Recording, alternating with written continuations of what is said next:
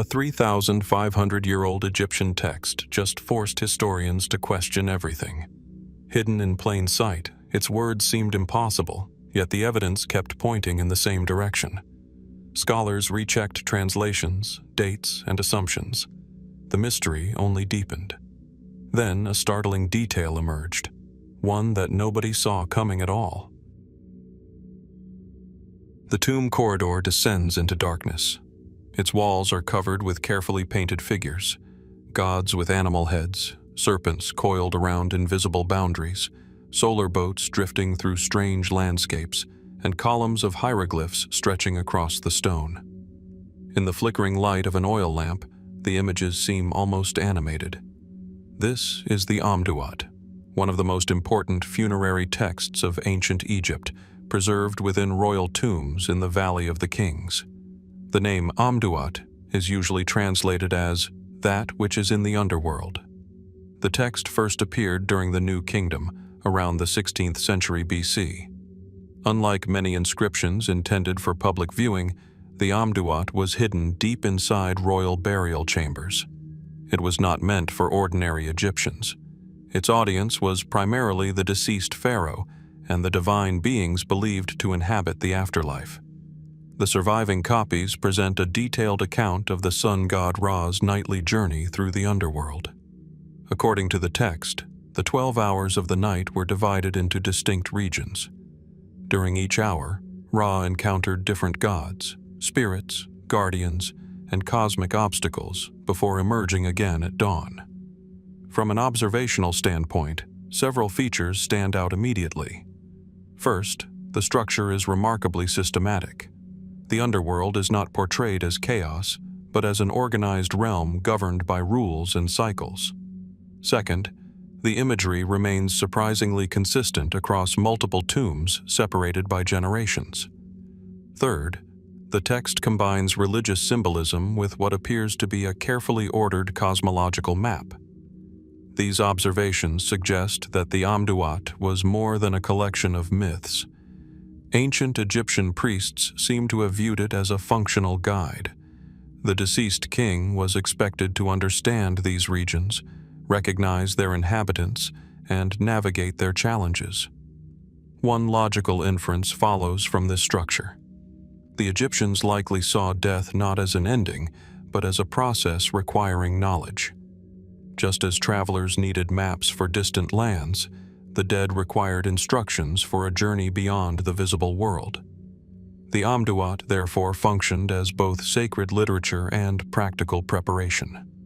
Mainstream Egyptology generally interprets the text within this religious framework.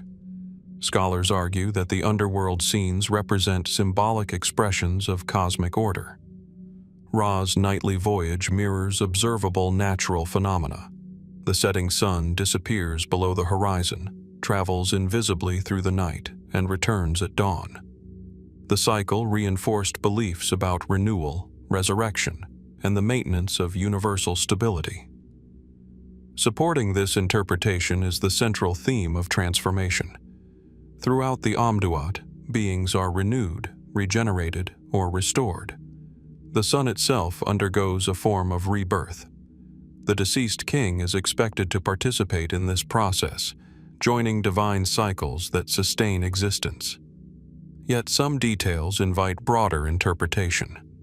The underworld described in the text often resembles a series of interconnected zones with precise boundaries, guarded gateways, and designated inhabitants. Certain researchers have compared this structure to an ancient conceptual model of the cosmos. Rather than merely describing a spiritual realm, the Amduat may reflect Egyptian attempts to organize reality itself into comprehensible layers.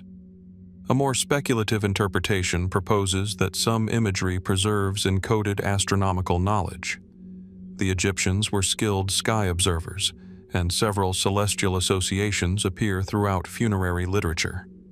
According to this view, parts of the underworld journey could symbolize stellar movements, seasonal cycles, or observations of the night sky translated into mythological language. An even more fringe theory suggests that the Amduat records altered states of consciousness experienced during ritual practices. Proponents note recurring themes of passage through gates, encounters with unusual beings, and transformations of identity. Within this framework, the underworld becomes a symbolic representation of psychological or spiritual experiences rather than a literal destination after death. Evidence for such interpretations remains limited, however. The surviving texts themselves primarily support religious and cosmological readings. Most specialists therefore regard psychological or esoteric explanations as secondary possibilities rather than primary functions. Comparison with other ancient cultures adds another layer of analysis. Many civilizations developed narratives describing journeys through realms of the dead. What distinguishes the Amduat is its extraordinary detail and organization. Rather than offering a simple account of the afterlife, it presents a complete system in which geography, theology, kingship, and cosmic cycles operate together. Taken together, the evidence points toward a text serving multiple purposes simultaneously: a guide for the deceased king, a symbolic map of cosmic renewal, and a theological statement about the maintenance of order in the universe. The strongest interpretations remain grounded in Egyptian religious beliefs and observable natural cycles, while astronomical, psychological, and alternative readings may preserve additional layers of meaning. The surviving tomb inscriptions provide substantial clues, yet they also reveal how much of the original priestly understanding remains beyond direct recovery, leaving future discoveries and fresh comparisons to further refine the picture now emerging from the darkness of the royal tombs. As the journey through the Amduat unfolds across the painted walls of royal tombs, another funerary text gradually emerges from the darkness. The themes are familiar: passage, transformation, and movement through hidden realms, but the structure becomes even more elaborate. Where the Amduat describes the regions of the underworld, the Book of Gates focuses on the boundaries between them. It is a text concerned not only with travel, but with access. Deep within the tombs of New Kingdom pharaohs, the walls reveal long processions moving through immense subterranean spaces. Rows of deities stand in ordered formations. Serpents coil around gateways. Guardians watch silently from their stations. Massive portals divide one region from the next, each gate marking a transition that must be understood and properly negotiated. The surviving examples, carved and painted with remarkable precision, first appear during the reign of Pharaoh Horemheb in the 14th century BC and become increasingly prominent in later royal tombs. Unlike the Amduat's emphasis on geography, the Book of Gates presents the underworld as a sequence of controlled passages. The night is divided into 12 sections, corresponding to the 12 hours before dawn, and each section is separated by a gate guarded by specific divine beings. The physical layout of the text immediately suggests organization and hierarchy. Each gate possesses its own identity, guardian figures, and associated rituals. The sun god Ra travels through these barriers during his nightly voyage, accompanied by divine attendants. Progress is not automatic. Passage depends upon recognition, knowledge, and adherence to cosmic order. This observation leads to an important inference. The Egyptians appear to have viewed the universe as structured by regulated transitions rather than unrestricted movement. Just as temples controlled access through successive courtyards and chambers, the afterlife itself was imagined as a series of carefully managed thresholds. The architectural parallels are striking. Ancient Egyptian temples often guided worshippers through increasingly sacred spaces. Outer courts were accessible to many, while inner sanctuaries remained restricted to priests and kings. The Book of Gates seems to project a similar logic onto the cosmos.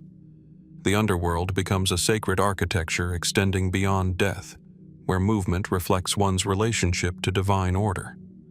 Archaeological evidence supports this interpretation. The gates are frequently depicted with detailed iconography, and accompanying inscriptions often identify the names of guardians and the formulas required for passage. In Egyptian religious thought, knowing a being's true name conveyed power and recognition. Therefore, the text may have functioned as a guidebook, equipping the deceased with essential knowledge needed to navigate the next world. Mainstream Egyptologists generally interpret the Book of Gates as a theological expression of cosmic order. The gates symbolize stages of transformation. Ra's successful journey demonstrates the triumph of order over chaos, renewal over destruction, and light over darkness. The deceased king seeks to participate in this cycle, aligning himself with the sun god's eternal rebirth. Several scenes reinforce this reading. Certain gates separate the blessed dead from hostile forces. Others depict punishments inflicted upon enemies of cosmic order. These divisions suggest a moral dimension within the afterlife, though not necessarily one based on individual behavior in the later sense found in some other religious traditions. Instead, the emphasis remains on maintaining harmony within the universe. Yet, alternative interpretations have also emerged. Some researchers propose that the gates represent astronomical divisions. The 12 sections of the night correspond naturally to observable cycles in the sky. Certain constellations and celestial events may have influenced the symbolic arrangement of the text. Under this framework, the underworld journey becomes both a spiritual narrative and a coded reflection of astronomical knowledge accumulated through generations of observation. A more speculative theory views the gates as symbolic representations of altered states of consciousness. The repetitive sequence of thresholds, guardians, and transformations resembles initiation narratives found in various cultures. Supporters suggest that priestly rituals may have inspired aspects of the imagery, though direct evidence remains limited. Another interpretation focuses on political symbolism. The highly ordered structure mirrors the administrative organization of the Egyptian state. Just as officials managed access to the king, divine guardians regulate access throughout the underworld. In this reading, the afterlife reflects familiar structures of authority and governance projected onto a cosmic scale. Each interpretation draws from observable features of the text, though the strongest evidence continues to support its religious and cosmological functions. The recurring themes of order, regulated passage, and cyclical renewal appear consistently across surviving examples. Taken together, the Book of Gates seems to describe a universe in which movement is guided by knowledge, authority, and alignment with cosmic principles. The gates themselves may simultaneously serve as theological symbols, reflections of temple architecture, expressions of state organization, and perhaps even echoes of astronomical observation. The surviving tomb inscriptions provide substantial clues regarding how ancient Egyptians understood these passages, while the precise balance between symbolic, ritual, and practical meanings remains an area where ongoing discoveries may continue to refine the picture, now taking shape beneath the painted ceilings of the royal necropolis. Beyond the guarded thresholds of the Book of Gates, the journey into the Egyptian underworld becomes even more intimate and unsettling. The gates and their sentinels begin to fade into the background. In their place emerge vast hidden chambers, silent regions concealed deep beneath the earth, where the boundaries between life, death, punishment, and renewal appear increasingly complex.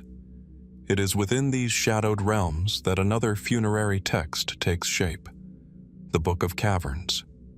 The walls of royal tombs preserve its scenes in remarkable detail. Long underground chambers stretch across the stone surfaces. Massive human figures emerge from darkness. Serpents coil around divine forms. Groups of souls stand in ordered rows, while others appear bound or isolated within enclosed spaces. Unlike the structured progression of gates and portals seen in earlier texts, the landscape here feels deeper, heavier, and more enclosed. The Book of Caverns first appears during the New Kingdom, most notably in the tomb of Pharaoh Ramesses VI. Archaeological evidence suggests it was composed somewhat later than the Amduat and the Book of Gates, reflecting an evolution in Egyptian ideas about the afterlife.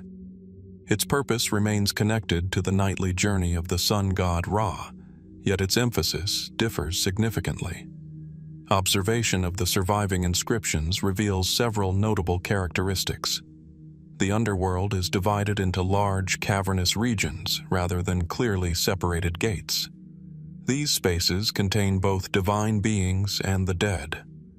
The text devotes considerable attention to the fate of different groups of souls.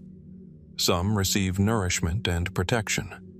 Others undergo punishment or remain trapped within states of separation and darkness.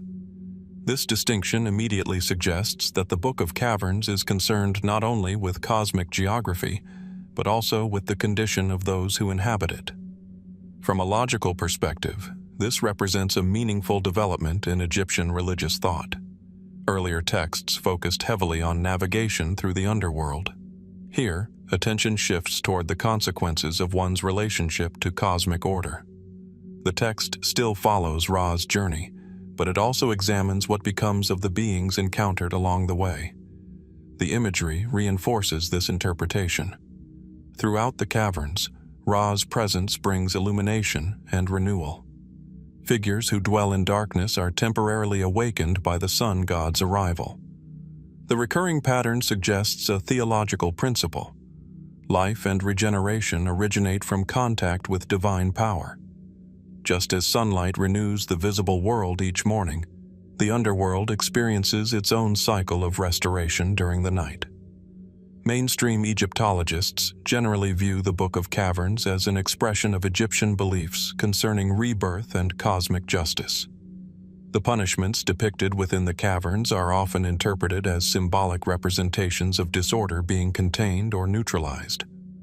Rather than eternal torture in a later religious sense, these scenes may illustrate the destruction of forces that threaten universal balance. Supporting this interpretation is the broader Egyptian concept of Ma'at, the principle of order, harmony, and proper existence. Throughout Egyptian literature, chaos is not merely an opposing force, but a persistent danger requiring continual management. The caverns may therefore represent places where this process unfolds beyond human sight. Another observation deepens the analysis. The text repeatedly portrays groups rather than individuals. Entire categories of beings appear together, organized according to status or condition. This collective arrangement may reflect how Egyptian religion often emphasized cosmic roles over personal narratives. The focus remains on maintaining the structure of existence itself. Some scholars have proposed additional interpretations. One theory suggests that the caverns symbolize stages of transformation occurring beneath the visible world. Ancient Egyptians observed natural cycles everywhere: seeds disappearing beneath the soil before sprouting, the sun vanishing each evening before dawn, and the Nile retreating and returning according to seasonal rhythms. The hidden chambers may therefore function as symbolic spaces where change occurs before becoming visible. Astronomical interpretations have also been suggested. Certain researchers note parallels between the sun's subterranean voyage and celestial cycles observed throughout the year.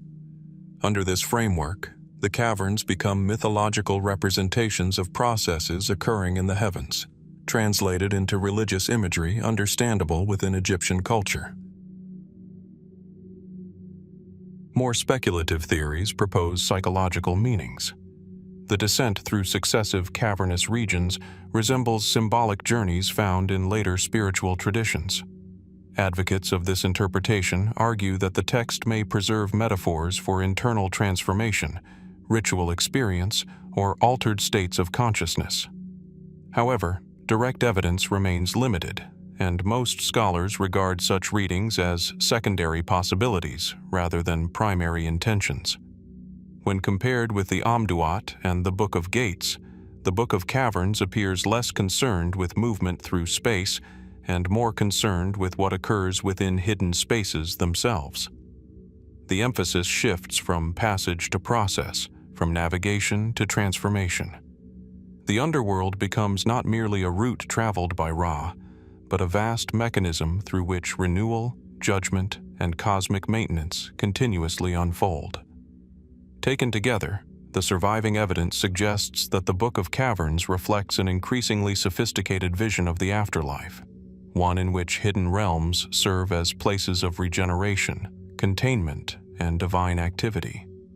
The strongest interpretations remain grounded in Egyptian concepts of cosmic order and cyclical renewal, while astronomical, symbolic, and psychological readings may illuminate additional layers of meaning. Yet the precise significance of many cavern scenes remains uncertain, leaving open the possibility that future discoveries may reveal new connections between these shadowed chambers and the broader Egyptian understanding of existence itself. From the hidden chambers of the Book of Caverns, the Egyptian vision of the afterlife continues to evolve. The focus shifts once again. The dark regions beneath the world remain present, but now the earth itself becomes an active participant in the cosmic drama. The underworld is no longer merely a place through which divine forces travel. It becomes a living realm, a vast body within which death, renewal, and creation unfold simultaneously. This perspective emerges most clearly in a lesser-known yet remarkably complex funerary composition known today as the Book of the Earth. Deep inside the royal tombs of the New Kingdom, the surviving scenes present an unusual visual landscape. Across walls and ceilings, enormous figures dominate the compositions. The earth god Acre appears as a massive presence supporting cosmic processes. Human forms emerge from disks. Bodies rise from the ground. Solar symbols appear enclosed within mysterious circular structures. Unlike the orderly gates of the Book of Gates or the segmented caverns of the Book of Caverns, these images often feel less like maps and more like interconnected cosmic diagrams. The physical arrangement of the scenes is immediately striking. Many compositions are organized vertically rather than horizontally. Figures appear stacked above and below one another, creating the impression of multiple layers existing simultaneously. Certain images depict the sun enclosed within the body of the earth itself. Others show divine beings lifting, carrying, or transforming solar forms as they move through hidden realms. Archaeological evidence places the Book of the Earth primarily within the tombs of the late New Kingdom, particularly those of Ramesses VI and Ramesses VII. Although scholars continue to debate aspects of its development, the text appears to represent one of the most sophisticated attempts to visualize Egyptian cosmology. Several observations emerge from the surviving material. First, the Earth is portrayed not as an inert landscape, but as an active environment participating in cosmic renewal. Second, transformation occurs continuously throughout the scenes. Third, the imagery places particular emphasis on emergence, the movement from concealment into visibility. These observations suggest a significant conceptual shift. Earlier funerary texts focused largely on the sun's journey through external regions of the underworld. The Book of the Earth appears more concerned with what happens within the hidden processes of regeneration themselves. The Earth becomes a symbolic womb, a place where destruction and rebirth occur as interconnected stages of a larger cycle. This interpretation aligns closely with broader Egyptian religious beliefs. Ancient Egyptians lived within a landscape shaped by recurring natural transformations. Every year the Nile flooded, disappeared, and returned. Seeds vanished beneath the soil before producing crops. The sun sank below the horizon before reappearing each morning. The Book of the Earth may represent an attempt to explain these observable cycles through a unified cosmological framework. The imagery supports this reasoning. Throughout the text, solar forms repeatedly enter states of concealment before emerging renewed. Divine beings assist these transitions. Certain scenes appear to depict stages of gestation, growth, and rebirth, rather than simple movement from one location to another. The emphasis falls upon transformation itself. Mainstream Egyptologists generally interpret the Book of the Earth as a theological exploration of regeneration. the Earth functions as the hidden domain where cosmic renewal occurs. The sun god's journey remains central, but the focus expands to include the mechanisms through which rebirth becomes possible. Some scholars have noted parallels with Egyptian agricultural experience. Just as seeds disappear underground before sprouting, the sun enters hidden realms before rising again. Under this interpretation, the text transforms familiar natural processes into sacred cosmology. The annual rhythms of farming become reflections of universal principles governing existence itself.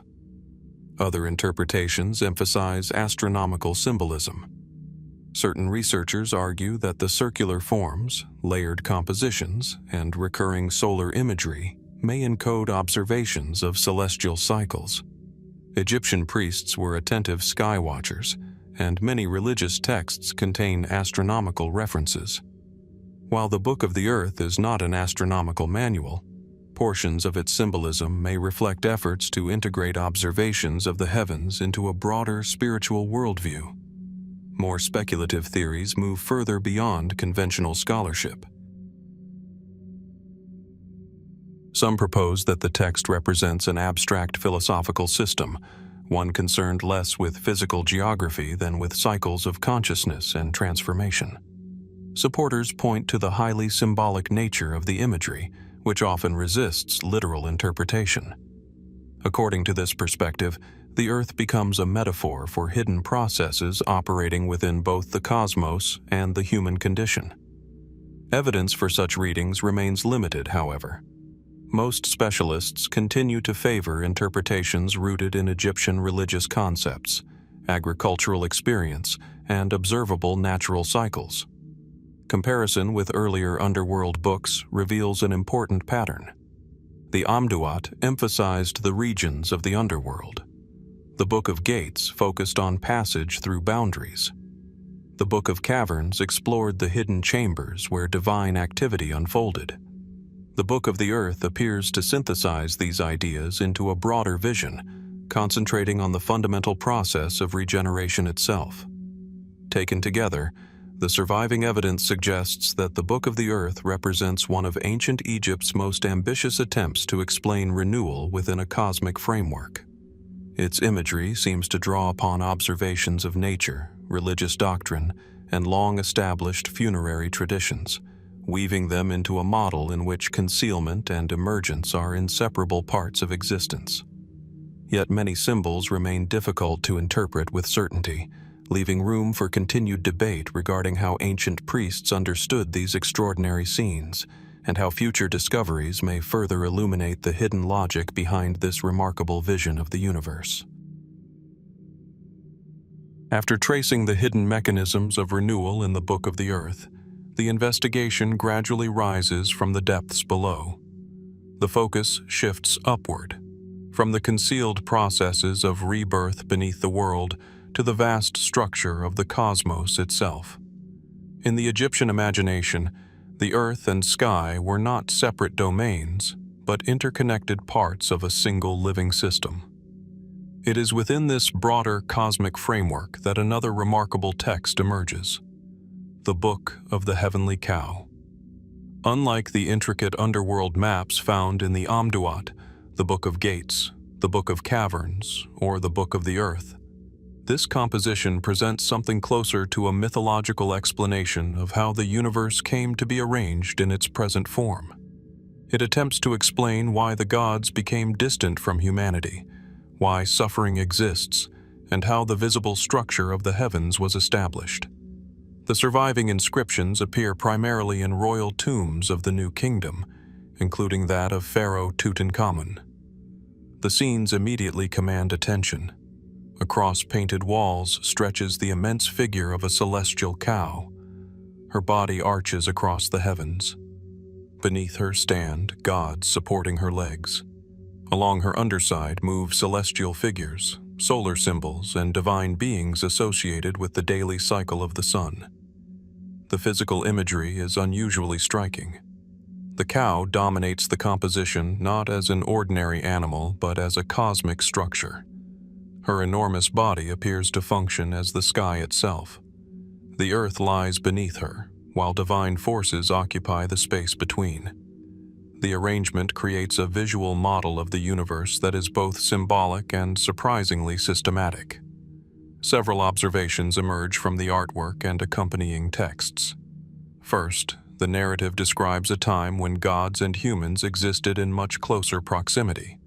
Second, a conflict develops between humanity and the divine order. Third, this conflict ultimately results in a separation between heaven and earth. Finally, the celestial cow becomes the mechanism through which this separation is maintained. These elements suggest that the text is attempting to explain a fundamental transformation in the relationship between humanity and the cosmos. From a historical perspective, this type of narrative is not unique to Egypt. Many ancient civilizations preserved myths describing an earlier age of greater harmony between humans and divine beings, followed by a separation that established the current order of the world. What makes the Egyptian version distinctive is the detailed cosmological framework surrounding that transition.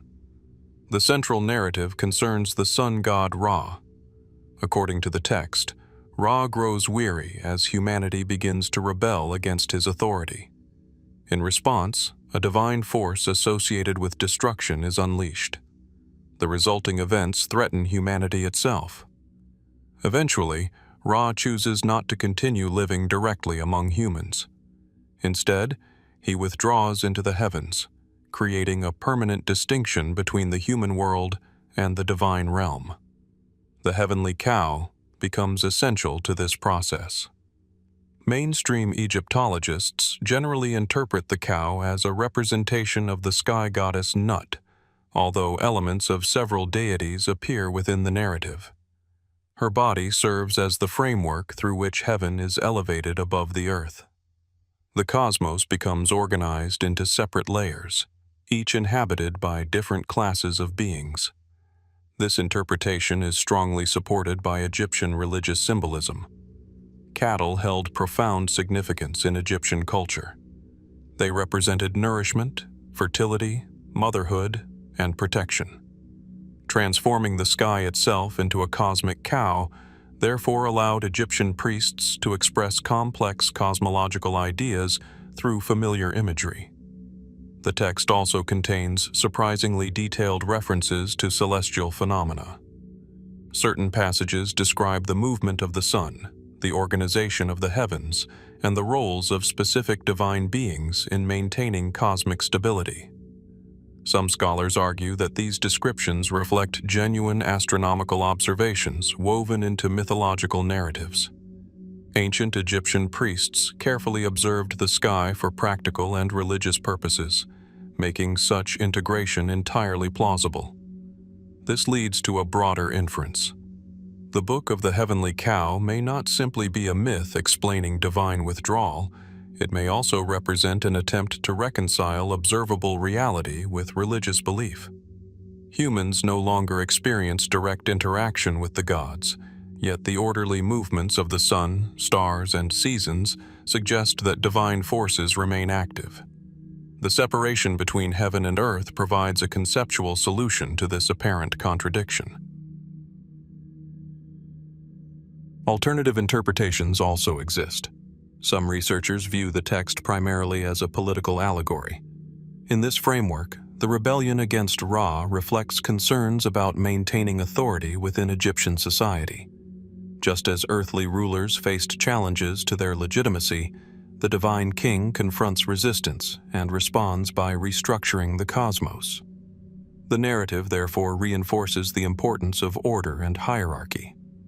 Other scholars emphasize psychological and symbolic dimensions. The separation of heaven and earth can be interpreted as a metaphor for humanity's growing awareness of its limitations. The distant gods represent ideals that remain real but inaccessible, while the celestial cow symbolizes the boundary between ordinary experience and transcendent reality. More speculative theories move further into symbolic territory. Some suggest the text preserves memories of environmental disruptions, social upheavals, or ancient cultural transitions encoded within mythological language. Supporters point to the narrative's themes of catastrophe, withdrawal, and reorganization. However, direct evidence linking the text to specific historical events remains limited, and most specialists regard such interpretations cautiously.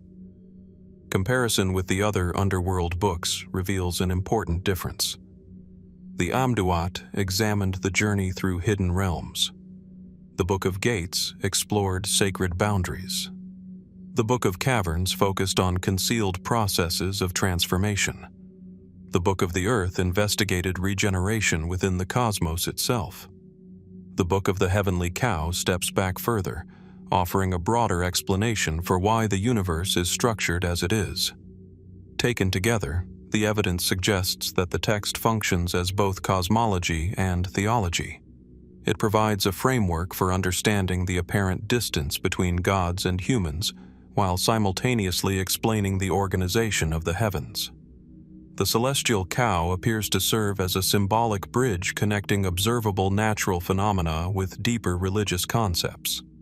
The strongest interpretations remain rooted in Egyptian cosmology, astronomical observation, and theological reflection, while political, psychological, and historical readings may illuminate additional layers embedded within the narrative.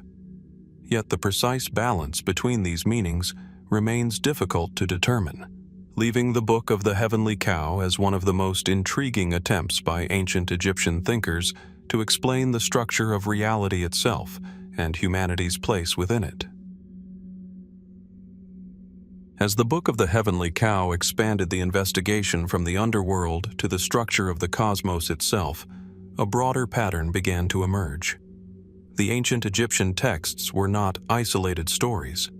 Each seemed to describe a different aspect of a single interconnected system, a universe governed by cycles, transformations, boundaries, and renewal. Having explored how heaven and earth became separated, the next stage of the journey turns toward the mechanism that keeps the cosmos in motion. This is the domain of the Book of Day and Night. Deep within the royal tombs of the New Kingdom, the ceilings become vast celestial canvases.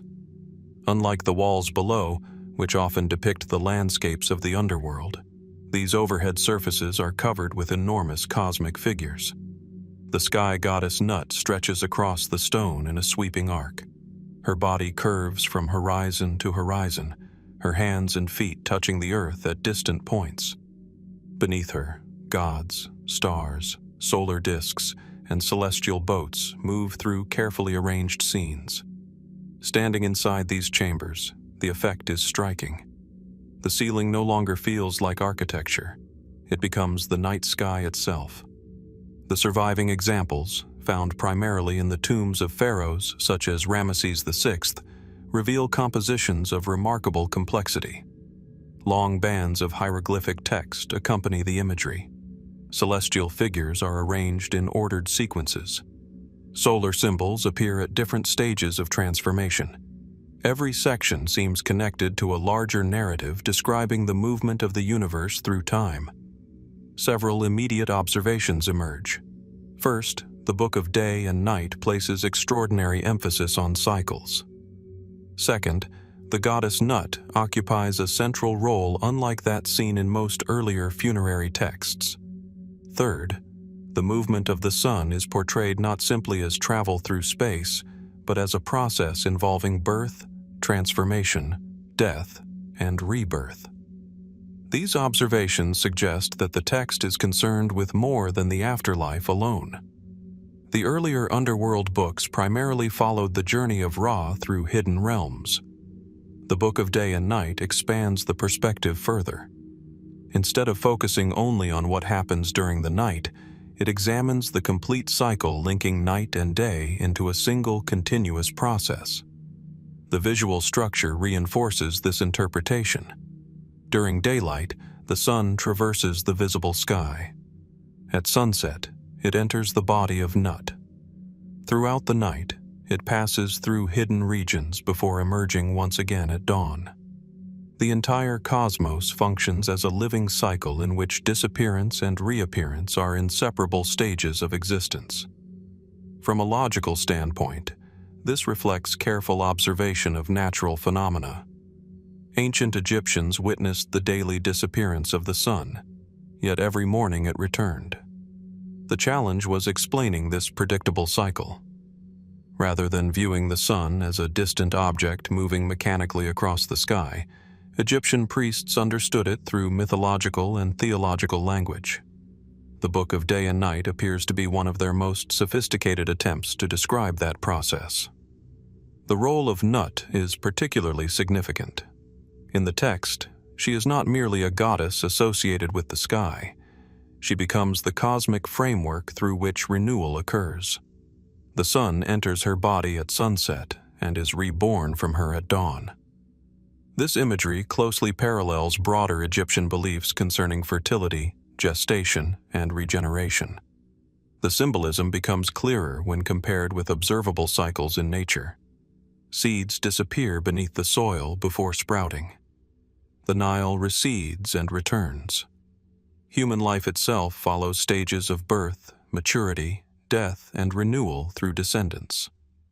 The daily journey of the sun reflects the same underlying pattern.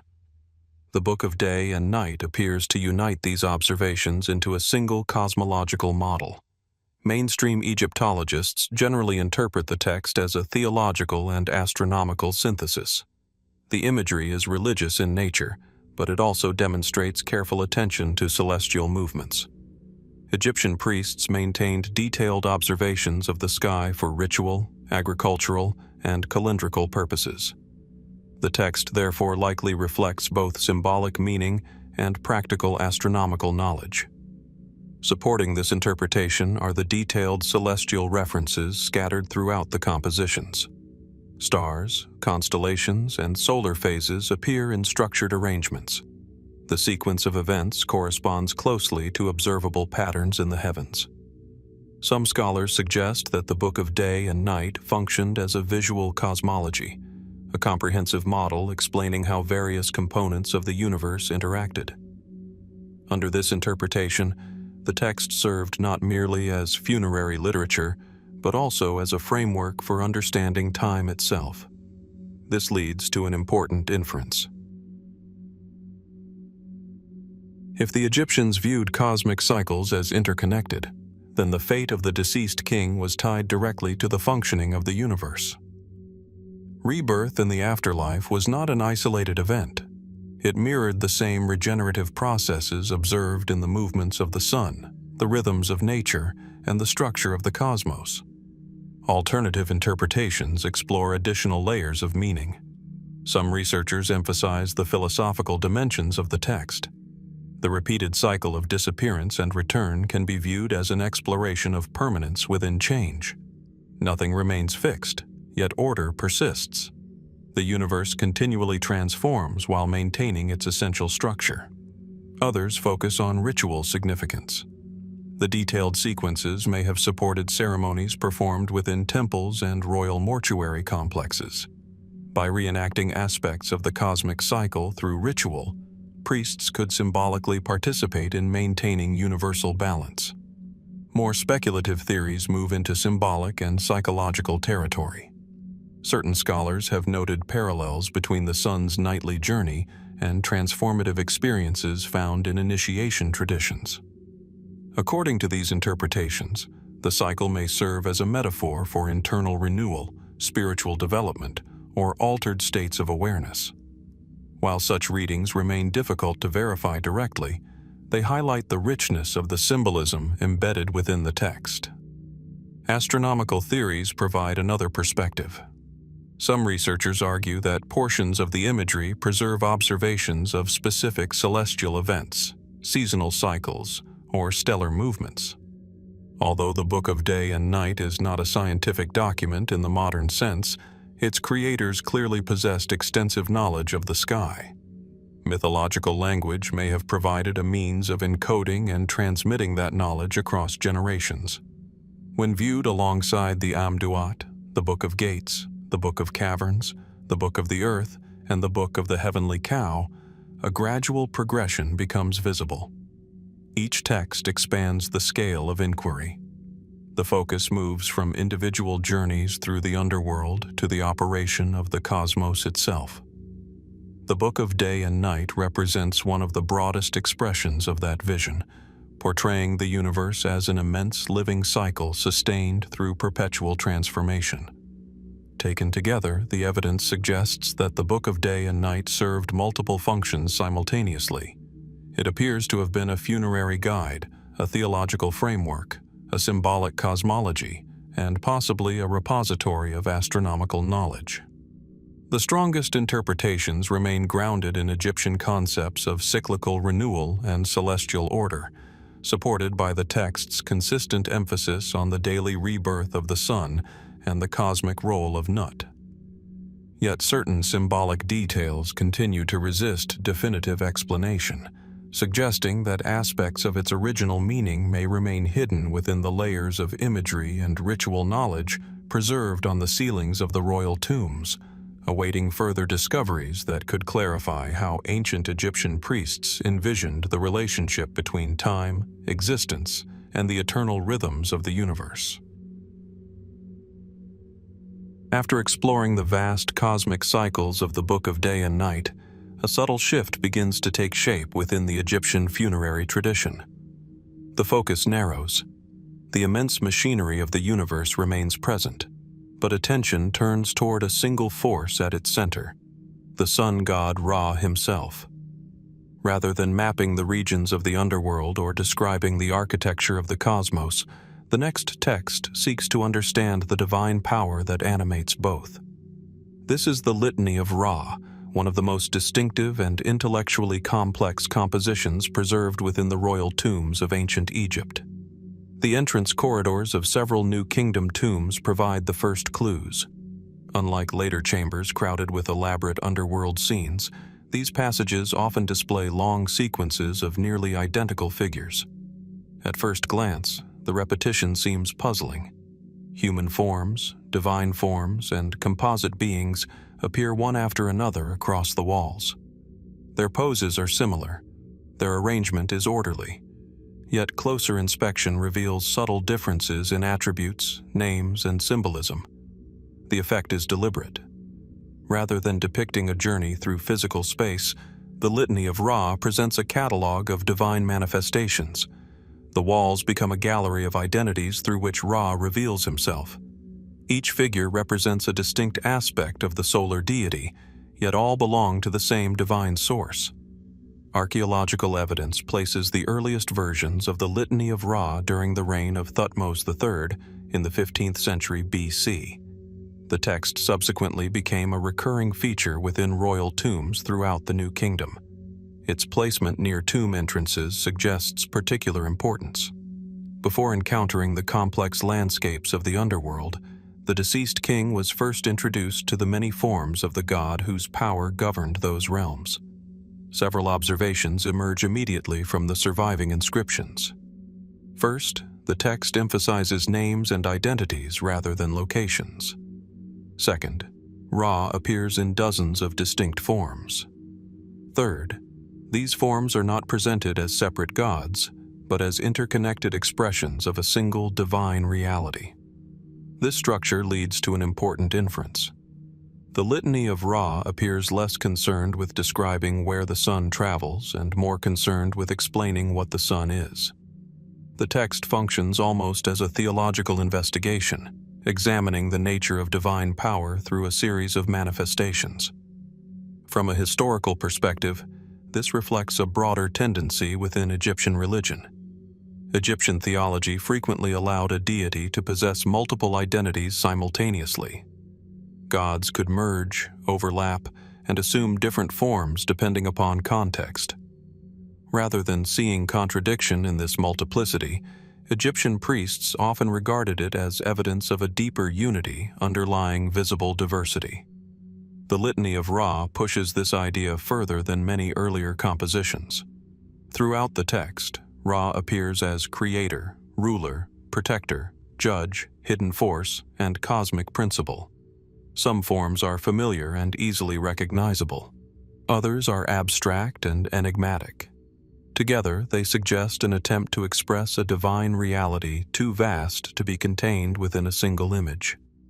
The arrangement of the figures reinforces this interpretation. The forms are organized systematically rather than randomly. Each manifestation occupies a specific position within the sequence. This ordering implies that the text served a ritual or theological purpose. It was not merely decorative. The names themselves likely held power. In Egyptian thought, knowledge of a divine name often provided access to the essence associated with it. Mainstream Egyptologists generally interpret the Litany of Ra as a sophisticated religious composition intended to assist the deceased king in identifying with the sun god.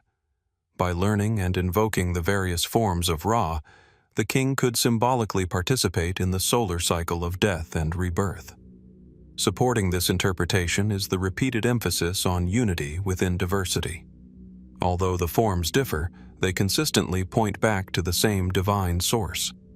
The deceased is encouraged to recognize this underlying unity and thereby align himself with cosmic order. Some scholars have noted parallels with broader philosophical developments in Egyptian theology. During the New Kingdom, certain religious texts increasingly emphasized hidden aspects of divinity existing behind visible manifestations. The Litany of Ra may represent one expression of this tendency. The many forms serve as windows through which an unseen reality becomes partially visible. This observation leads naturally to another possibility. The text may function as a bridge between mythology and theology.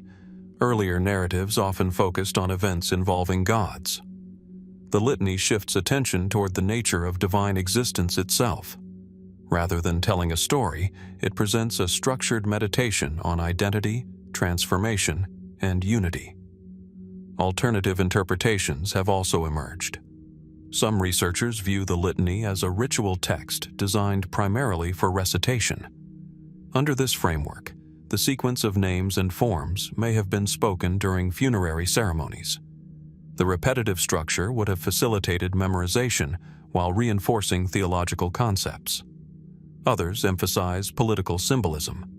Since the pharaoh was closely associated with Ra, the multiplicity of divine forms could mirror the many roles expected of a king: warrior, judge, priest, administrator, and protector. The text therefore becomes both a religious document and a reflection of royal ideology. More speculative theories focus on the psychological dimensions of the composition. The many manifestations of Ra may symbolize different aspects of existence unified within a larger whole. Some interpreters compare this structure to symbolic systems found in later mystical traditions, where multiple images represent facets of a single transcendent reality. Such comparisons remain intriguing, though direct historical connections are difficult to establish. When viewed alongside the Amduat, the Book of Gates, the Book of Caverns, the Book of the Earth, the Book of the Heavenly Cow, and the Book of Day and Night, the Litany of Ra occupies a unique position. It does not primarily describe places, journeys, or cosmic structures. Instead, it examines the force that animates them all. Taken together, the evidence suggests that the Litany of Ra served as a theological guide to understanding the many dimensions of solar divinity. Its ordered sequences, repeated forms, and emphasis on sacred names indicate a deliberate effort to explore unity beneath apparent diversity. The strongest interpretations view the text as a ritual and theological composition supporting the king's identification with Ra and the cosmic cycle of renewal. Yet certain symbolic arrangements and abstract forms continue to invite deeper analysis, suggesting that the full richness of the text may extend beyond what surviving inscriptions alone can fully reveal. As the Litany of Ra examined the many forms through which the sun god revealed himself, a deeper question begins to emerge. If Ra could appear in countless manifestations, what was the structure that contained those transformations? What was the cosmic framework through which the sun traveled, disappeared, and was reborn? Earlier texts offered pieces of the answer. The Book of Day and Night described the cycle. The Book of the Heavenly Cow explained the separation of heaven and earth. Yet another composition moves even closer to the heart of Egyptian cosmology. Rather than focusing primarily on the sun itself, it turns toward the vast celestial being who carried the heavens across her body. This is the Book of Nut. Inside the burial chambers where fragments of the text survive, the first impression is visual rather than literary. Across ceilings and walls stretches the immense figure of the sky goddess Nut. Her elongated body arches over the world in a graceful curve. Stars cover her form. Her fingertips touch one horizon while her feet reach another. Beneath her stands the earth god Geb, while divine figures support the space between them. The image is both simple and profound. At first glance, it appears to be a symbolic representation of the sky. Closer examination reveals something more complex. The body of Nut functions almost like a cosmic diagram. Celestial events are mapped onto her form. The movements of the sun, moon, stars, and planets are explained through her relationship to the cosmos. Archaeological evidence suggests that versions of the Book of Nut emerged from a long tradition of astronomical and religious observation. Elements of the text appear in temples and funerary monuments dating from the late New Kingdom onward, though some ideas likely preserve concepts developed centuries earlier. The surviving inscriptions combine mythology, astronomy, and theology in ways that make strict separation difficult. Several observations immediately stand out. First, the text focuses heavily on celestial phenomena. Second, these phenomena are described through the actions and body of Nut herself. Third, many passages display a remarkable concern with regularity and predictability. This final observation deserves particular attention. The ancient Egyptians were careful observers of the sky. Agricultural planning, religious festivals, and state administration all depended upon accurate awareness of seasonal cycles. The annual appearance of certain stars, the phases of the moon, and the movement of the sun held practical as well as spiritual significance. The Book of Nut appears to reflect this intersection between observation and belief. The text repeatedly describes celestial bodies entering and emerging from Nut's body. The sun is swallowed at sunset and reborn at dawn. Stars disappear beneath the horizon before reappearing. Planetary movements are incorporated into broader cycles of transformation. From a logical perspective, this imagery offers a coherent explanation for observable events. Every day the sun vanished. Every night stars moved across the heavens. Rather than viewing these processes as purely mechanical, Egyptian priests interpreted them through a living cosmic framework. Nut became the mechanism through which celestial cycles could be understood and visualized. Mainstream Egyptologists generally interpret the Book of Nut as one of the most sophisticated astronomical texts of ancient Egypt. While deeply religious in content, it also preserves detailed observations of celestial behavior. Certain passages appear to describe star movements with surprising precision. Others address lunar cycles and the changing appearance of the night sky throughout the year. This dual nature is significant. The text does not separate scientific observation from religious understanding. For Egyptian scholars, the regularity of the heavens itself demonstrated divine order. Recording celestial movements was therefore not merely an astronomical exercise, it was also a theological one. Comparison with other Egyptian texts reinforces this interpretation. The Amduat explored the sun's passage through the underworld. The Book of Gates examined transitions between cosmic regions. The Book of Day and Night described the complete cycle linking darkness and light. The Book of Nut expands the focus further, investigating the celestial structure within which all these processes occur. Several scholars have suggested that the text functioned as a cosmological handbook. Priests responsible for maintaining ritual calendars may have used its concepts to understand the relationship between observable astronomy and sacred time. The recurring emphasis on cycles, measurements, and celestial order supports this possibility. Alternative interpretations exist as well. Some researchers emphasize the symbolic dimensions of Nut's imagery. The goddess may represent more than the physical sky. Her body could symbolize the larger principle of containment and renewal. Just as the sun enters her body before being reborn, all existence may be understood as passing through cycles of transformation governed by cosmic order. Others focus on philosophical implications. The repeated swallowing and rebirth of celestial bodies suggest a universe in which endings are inseparable from beginnings. The disappearance of a star or the setting of the sun is not viewed as destruction, but as transition into another stage of existence. More speculative theories propose that portions of the text preserve advanced observational traditions passed down through generations of temple astronomers. Supporters point to the accuracy of certain celestial descriptions. While there is evidence that Egyptian priests possessed substantial astronomical knowledge, most scholars remain cautious about attributing hidden scientific systems beyond what surviving texts clearly demonstrate. Taken together, the evidence suggests that the Book of Nut occupies a unique position within Egyptian religious literature. It appears to function simultaneously as mythology, cosmology, and observational astronomy. Through the figure of Nut, Egyptian thinkers created a framework capable of explaining the movements of celestial bodies while preserving deeper theological ideas concerning order, renewal, and continuity. The strongest interpretations view the text as a sophisticated synthesis of sky observation and religious belief, yet some symbolic dimensions remain difficult to fully decode.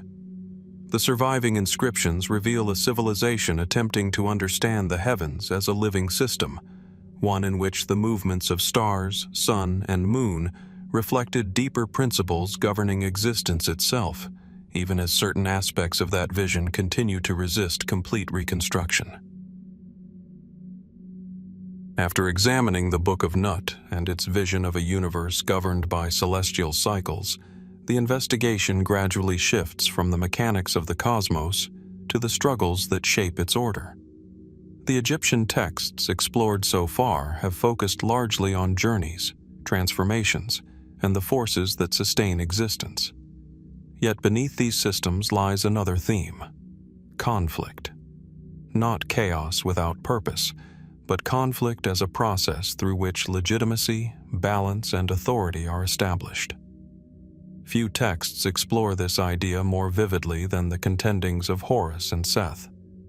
Unlike the funerary books painted across tomb walls, this narrative survives primarily through literary manuscripts, most famously the Chester Beatty Papyrus, copied during the New Kingdom around the 12th century BC. Here, the setting changes dramatically. Instead of underground caverns or celestial pathways, the story unfolds within the divine court itself. The surviving papyrus presents a fascinating physical artifact. Written in hieratic script upon carefully prepared sheets, it preserves a lengthy narrative rich in dialogue, legal disputes, contests, and political maneuvering. The text appears surprisingly human in tone. Gods argue, negotiate, complain, and compete. The atmosphere often resembles a royal court debating succession rather than a distant realm of abstract divinity. This observation immediately stands out. Most Egyptian religious texts focus on cosmic order already functioning. The Contendings of Horus and Seth examines what happens when that order is challenged. The death of Osiris has left a vacancy in divine leadership. Two claimants emerge: Horus, the son of Osiris, and Seth, the powerful god traditionally associated with deserts, storms, and disruptive forces. The dispute becomes the central framework of the narrative. At first glance, the conflict appears straightforward. Horus represents hereditary succession. Seth represents strength and experience. Yet the text repeatedly complicates this distinction. Neither figure functions as a simple embodiment of good or evil. Instead, both possess legitimate claims supported by different principles. This complexity suggests that the narrative is addressing a broader question. How should authority be determined when competing forms of legitimacy exist? The story's many contests reflect this dilemma. Horus and Seth engage in physical competitions, legal arguments, appeals to other gods, and symbolic trials. The process extends for years. Decisions are proposed and reconsidered. Evidence is examined. Alliances shift. From a historical perspective, this emphasis on procedure is significant. Ancient Egypt was a highly organized state dependent upon stable succession and centralized authority. Questions of legitimacy were not merely theoretical. They affected political continuity, religious order, and social stability. The divine conflict may therefore mirror concerns familiar to Egyptian rulers and administrators. Mainstream Egyptologists generally interpret the text as a mythological exploration of kingship. Horus ultimately represents the rightful heir, while Seth embodies alternative forms of power. The lengthy dispute demonstrates that legitimacy depends not only on strength, but also on lawful succession and divine approval. Several features support this interpretation. Throughout Egyptian history, living pharaohs were frequently associated with Horus. The triumph of Horus therefore reinforced the ideological foundations of kingship itself. By portraying divine authority passing through proper inheritance, the narrative validated similar principles within human society. Yet the portrayal of Seth remains particularly intriguing.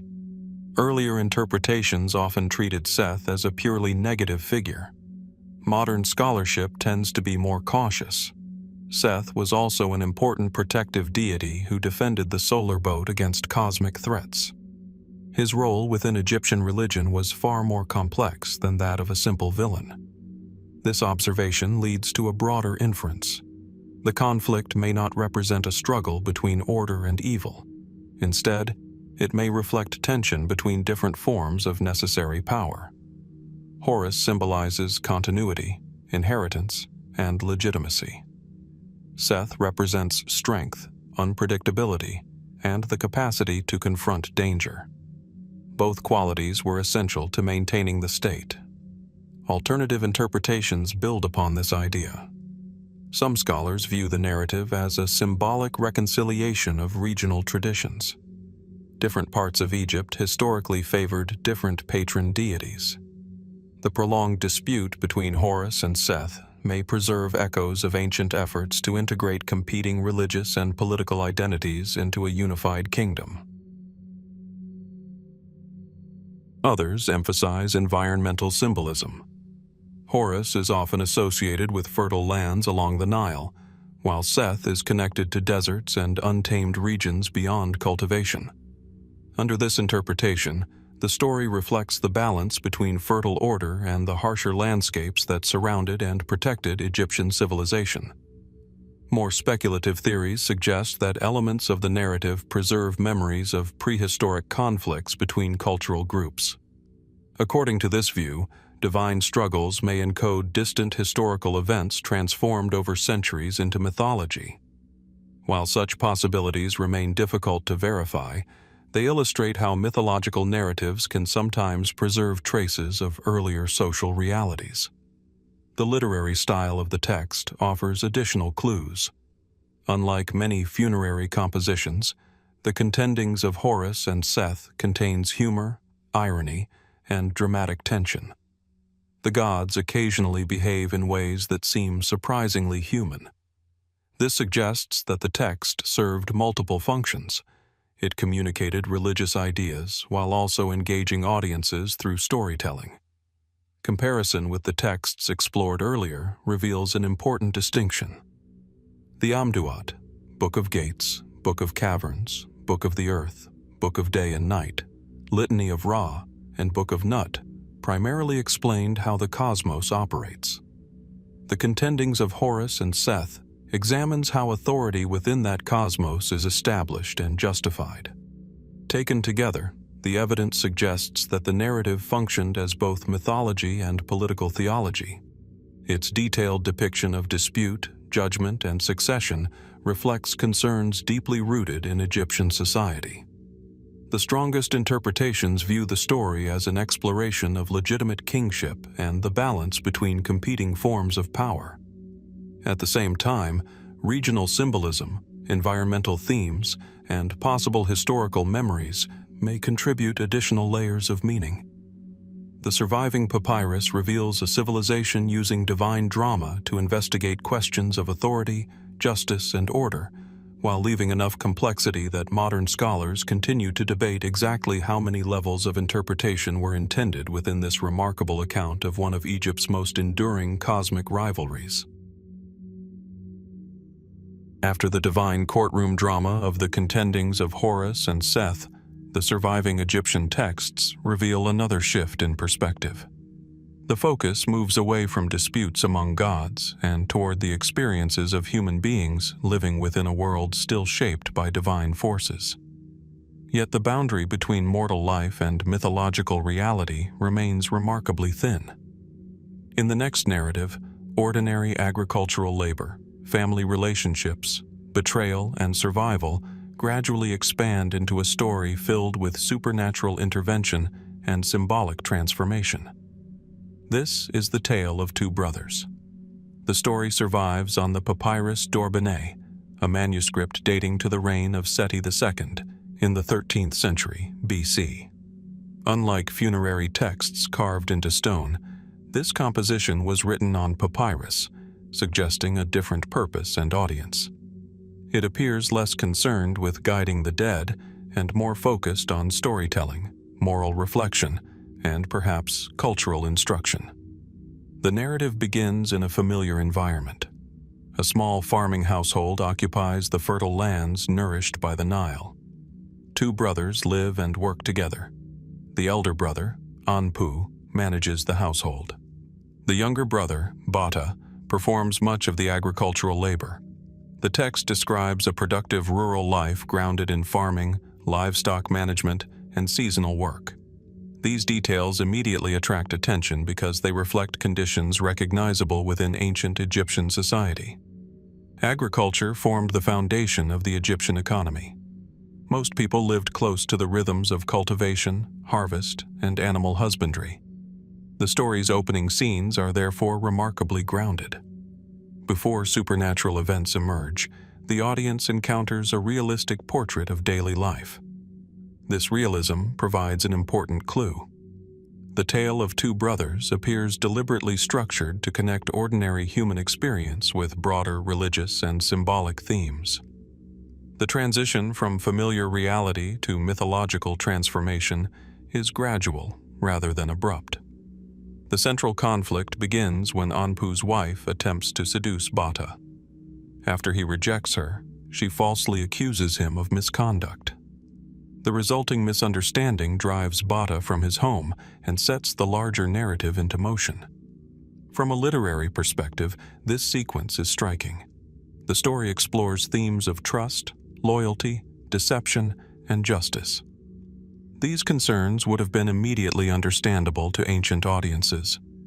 Similar themes appear in narratives from many civilizations, suggesting that the text addresses universal human experiences while expressing them through specifically Egyptian cultural forms.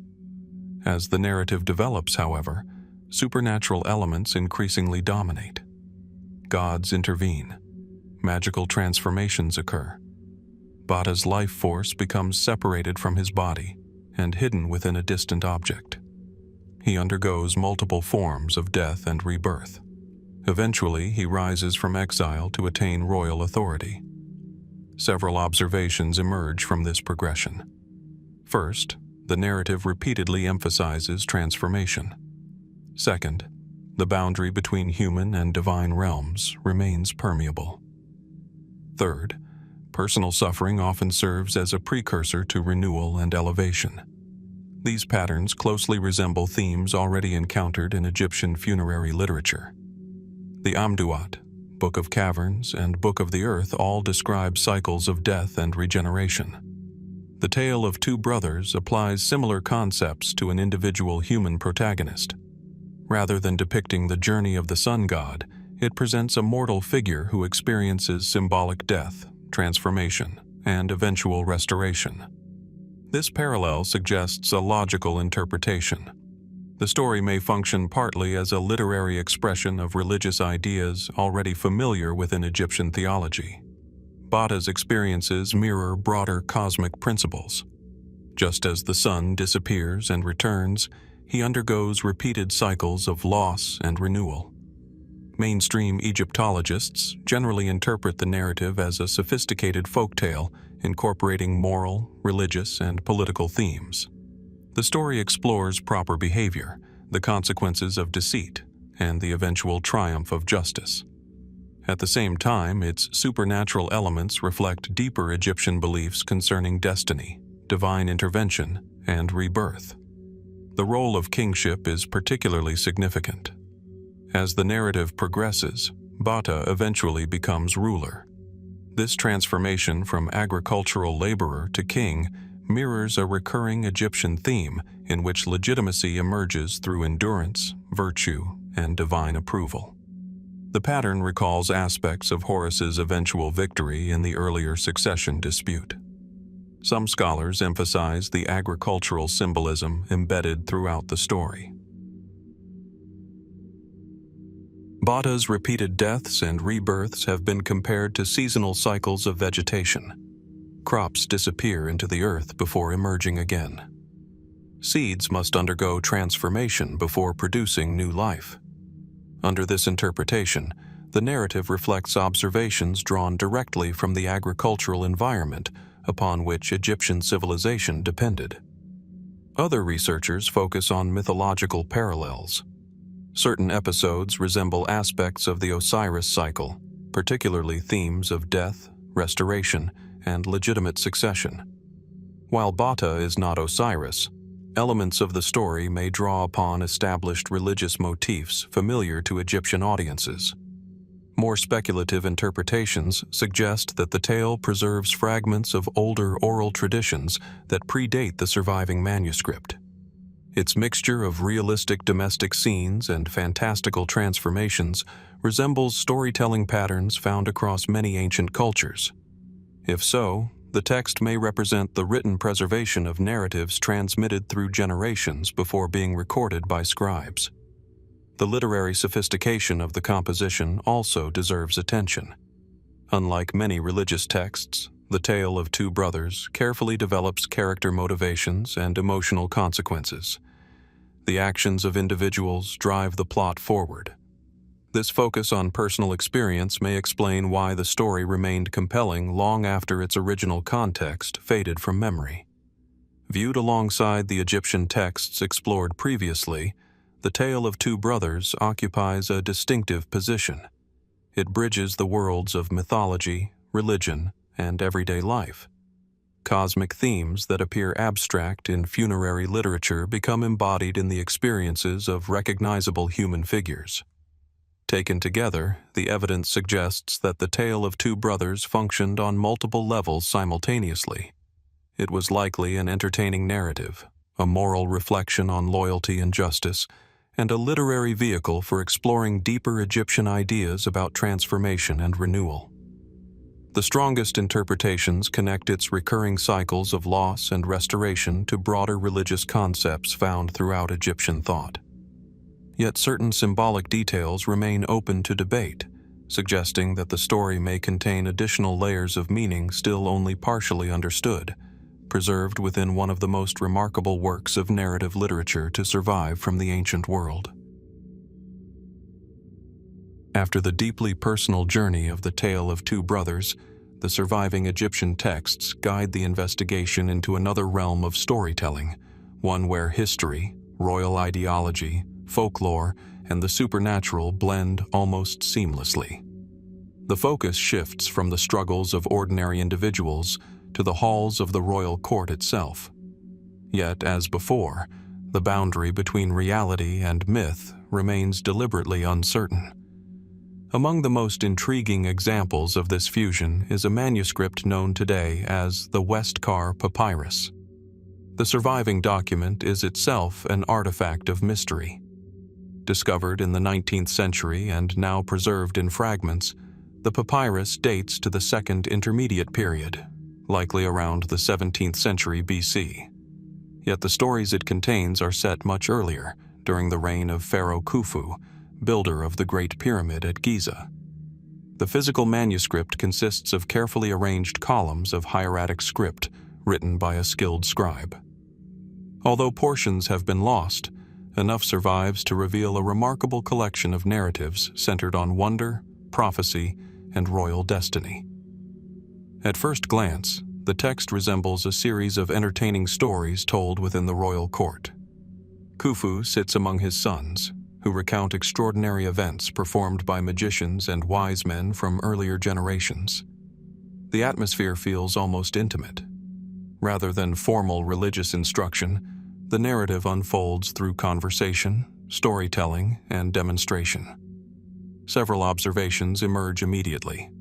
First, the stories consistently involve individuals possessing unusual knowledge or abilities. Second, kings appear not as distant divine figures but as active participants reacting to extraordinary events. Third, the narratives repeatedly connect miraculous occurrences with questions of authority and succession.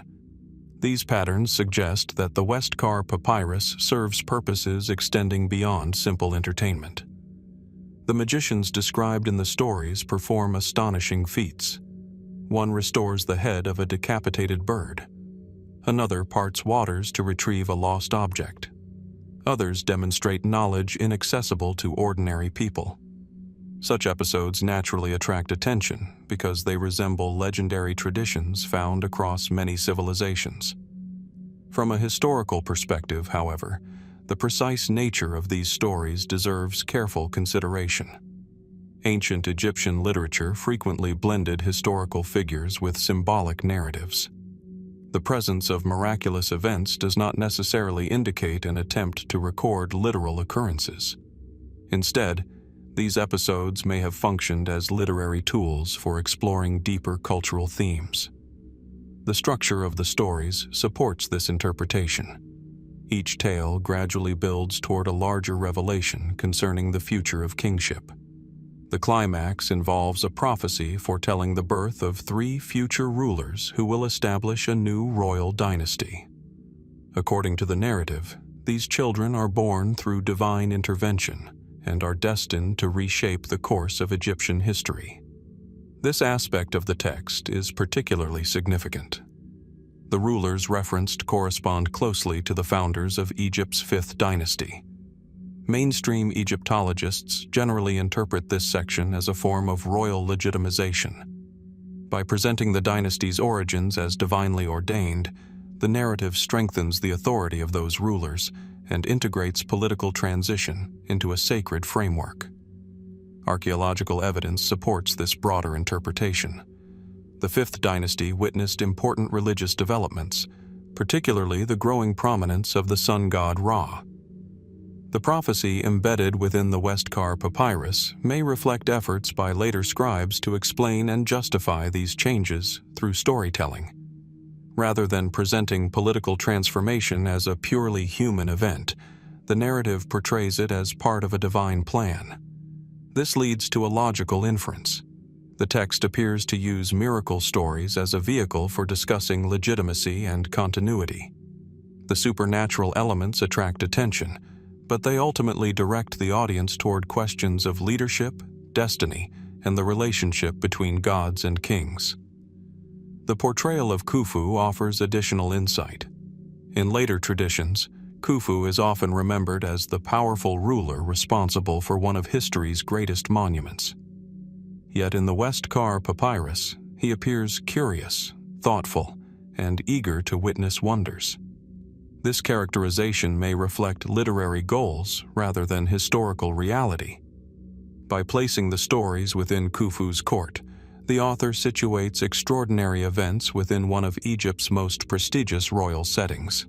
Alternative interpretations have also emerged. Some scholars view the papyrus primarily as court entertainment. Under this framework, the stories function much like later collections of folklore, designed to amuse audiences while reinforcing familiar cultural values. The magical feats serve a narrative purpose rather than conveying theological doctrine. Others emphasize the role of wisdom traditions. The magicians repeatedly demonstrate knowledge hidden from ordinary people. Their abilities may symbolize intellectual mastery rather than supernatural power. In this reading, the stories celebrate wisdom, learning, and the authority of those capable of understanding deeper truths. More speculative theories suggest that fragments of genuine oral traditions may survive within the text.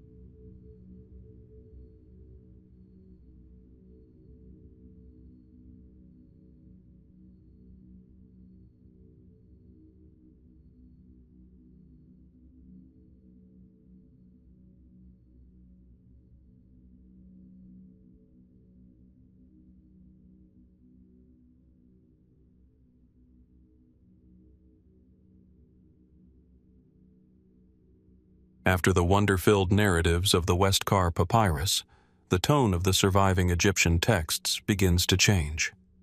The atmosphere grows heavier, more reflective. Stories of magicians, divine births, and royal destiny give way to something far more unsettling, a portrait of a society that appears to be unraveling. The focus shifts from miraculous possibilities to social disorder, from prophecy to crisis. Among the most debated texts in all of Egyptian literature is a composition known as the Admonitions of Ipuwer. The surviving manuscript, preserved on a papyrus now housed in the Netherlands, is itself incomplete. Portions are damaged, and sections of the original composition have been lost. Yet enough remains to reveal a remarkable narrative voice. Unlike many Egyptian texts that celebrate order, stability, and divine harmony, this document describes a world turned upside down. The speaker, identified as Ipuwer, presents a series of observations about widespread disruption. His words create vivid images of societal collapse. Wealth appears redistributed. Traditional hierarchies seem reversed. Violence spreads through the land. Institutions no longer function as expected. The text repeatedly emphasizes inversion, the transformation of what should be into its opposite. Several observations emerge immediately. First, the document is written as a lament rather than a straightforward historical account. Second, its descriptions are highly dramatic and often symbolic. Third, the recurring theme is the breakdown of Ma'at, the Egyptian concept of cosmic and social order. This last point is particularly important. Throughout Egyptian history, Ma'at represented more than law or government. It encompassed balance, justice, proper relationships, and the stability of the universe itself. Kings were expected to maintain it. Priests reinforced it through ritual. Society depended upon it. The Admonitions of Ipuwer therefore depicts not merely political problems, but a disruption of the very principles believed to sustain civilization. The text contains some of the most striking imagery in Egyptian literature. Rivers are described in unusual terms. Social classes appear reversed. The poor possess wealth while the wealthy suffer deprivation. Officials lose authority.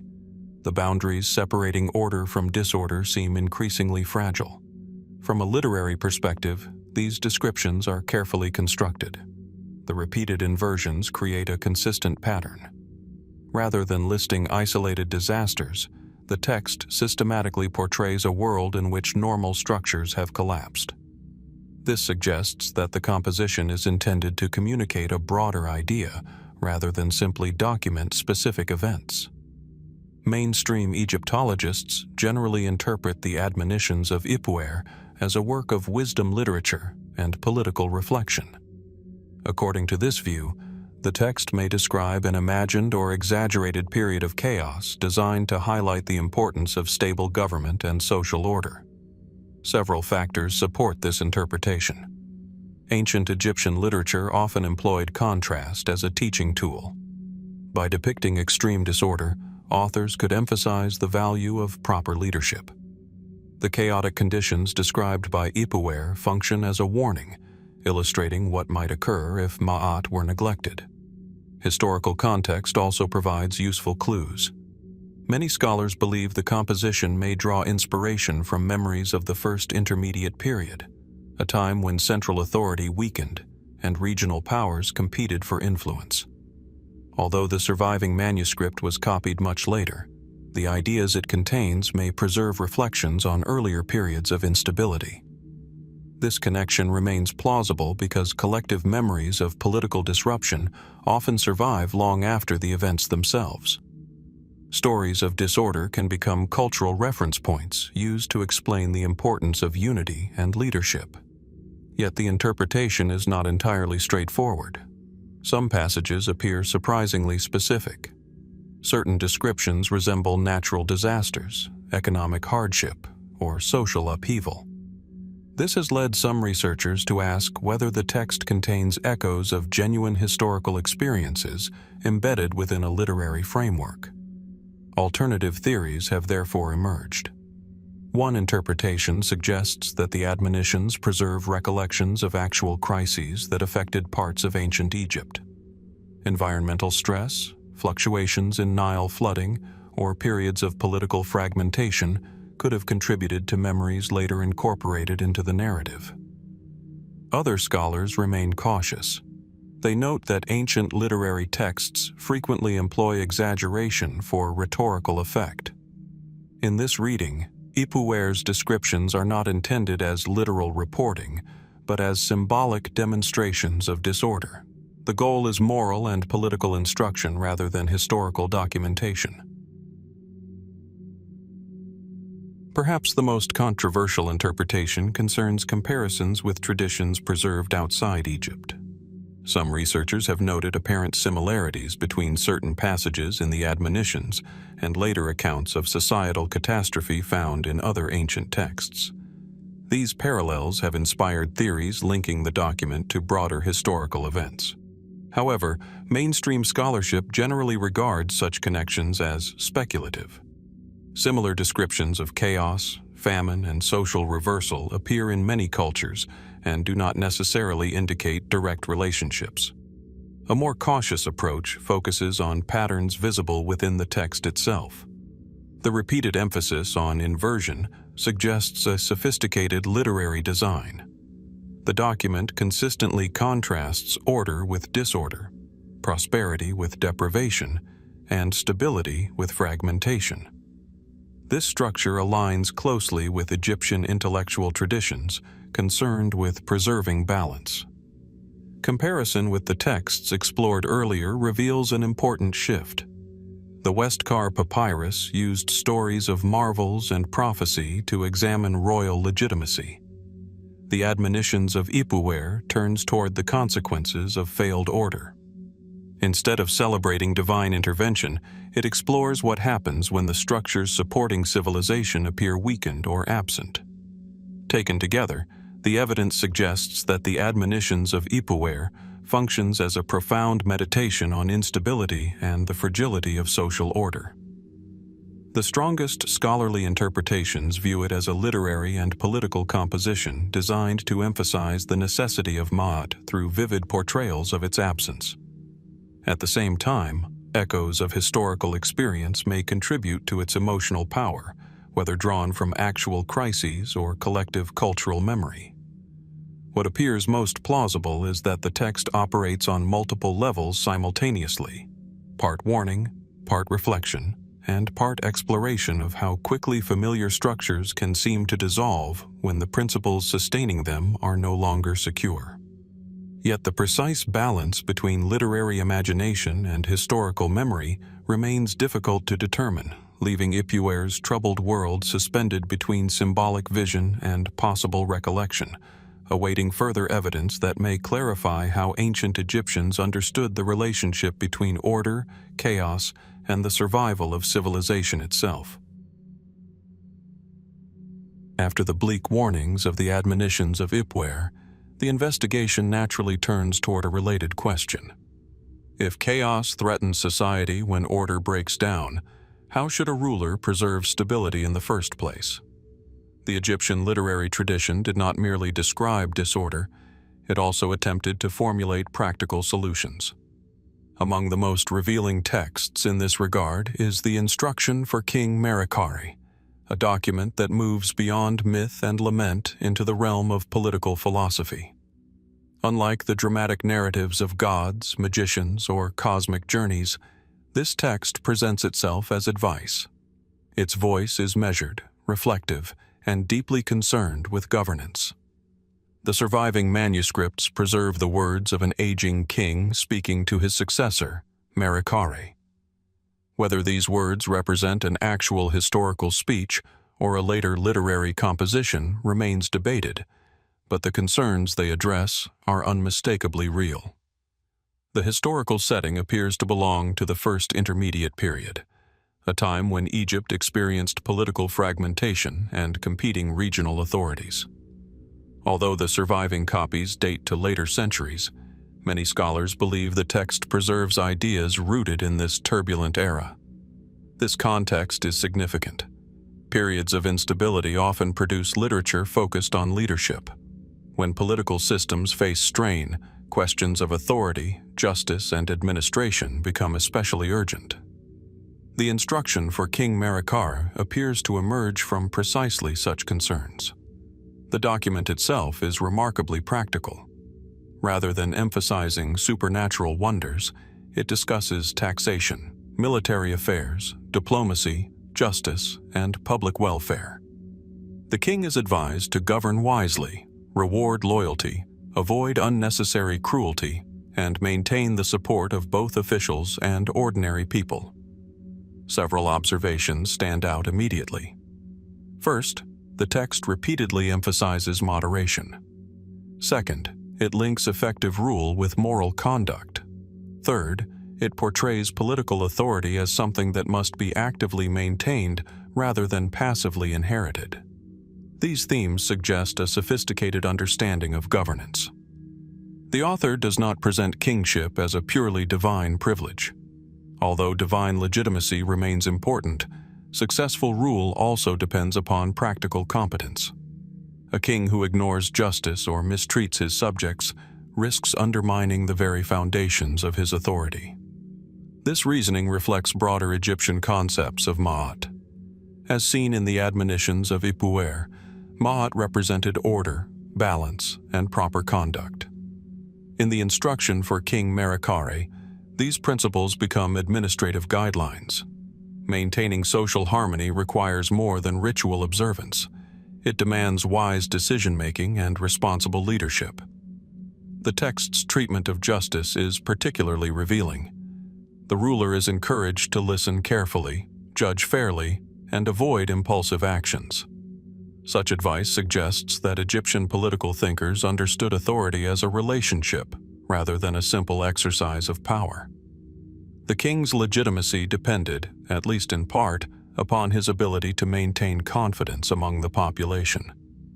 From a historical perspective, this is an important observation. Ancient Egypt is often portrayed as an absolute monarchy governed entirely from the top down. While pharaohs undoubtedly possessed enormous authority, texts such as the Instruction for King Merikare reveal awareness of practical limitations. Stability required cooperation from administrators, soldiers, priests, and local communities. The document also contains reflections on military affairs. The king is advised to defend borders and suppress threats when necessary. Yet force is not presented as the primary tool of governance. Diplomatic skill, careful administration, and public trust receive equal or greater emphasis. This balance leads to a logical inference. The text appears to distinguish between power and effective leadership. Military strength may secure a kingdom temporarily, but lasting stability depends upon broader social and moral foundations. Mainstream Egyptologists generally interpret the instruction for King Merikare as one of the earliest surviving works of political wisdom literature. Its purpose was likely educational, providing guidance for future rulers while reinforcing cultural ideals concerning kingship. Supporting this interpretation is the text's consistent focus on ethical governance. The advice extends beyond immediate political concerns and addresses the ruler's character. A good king is expected to demonstrate restraint, intelligence, and concern for justice. Alternative interpretations offer additional perspectives.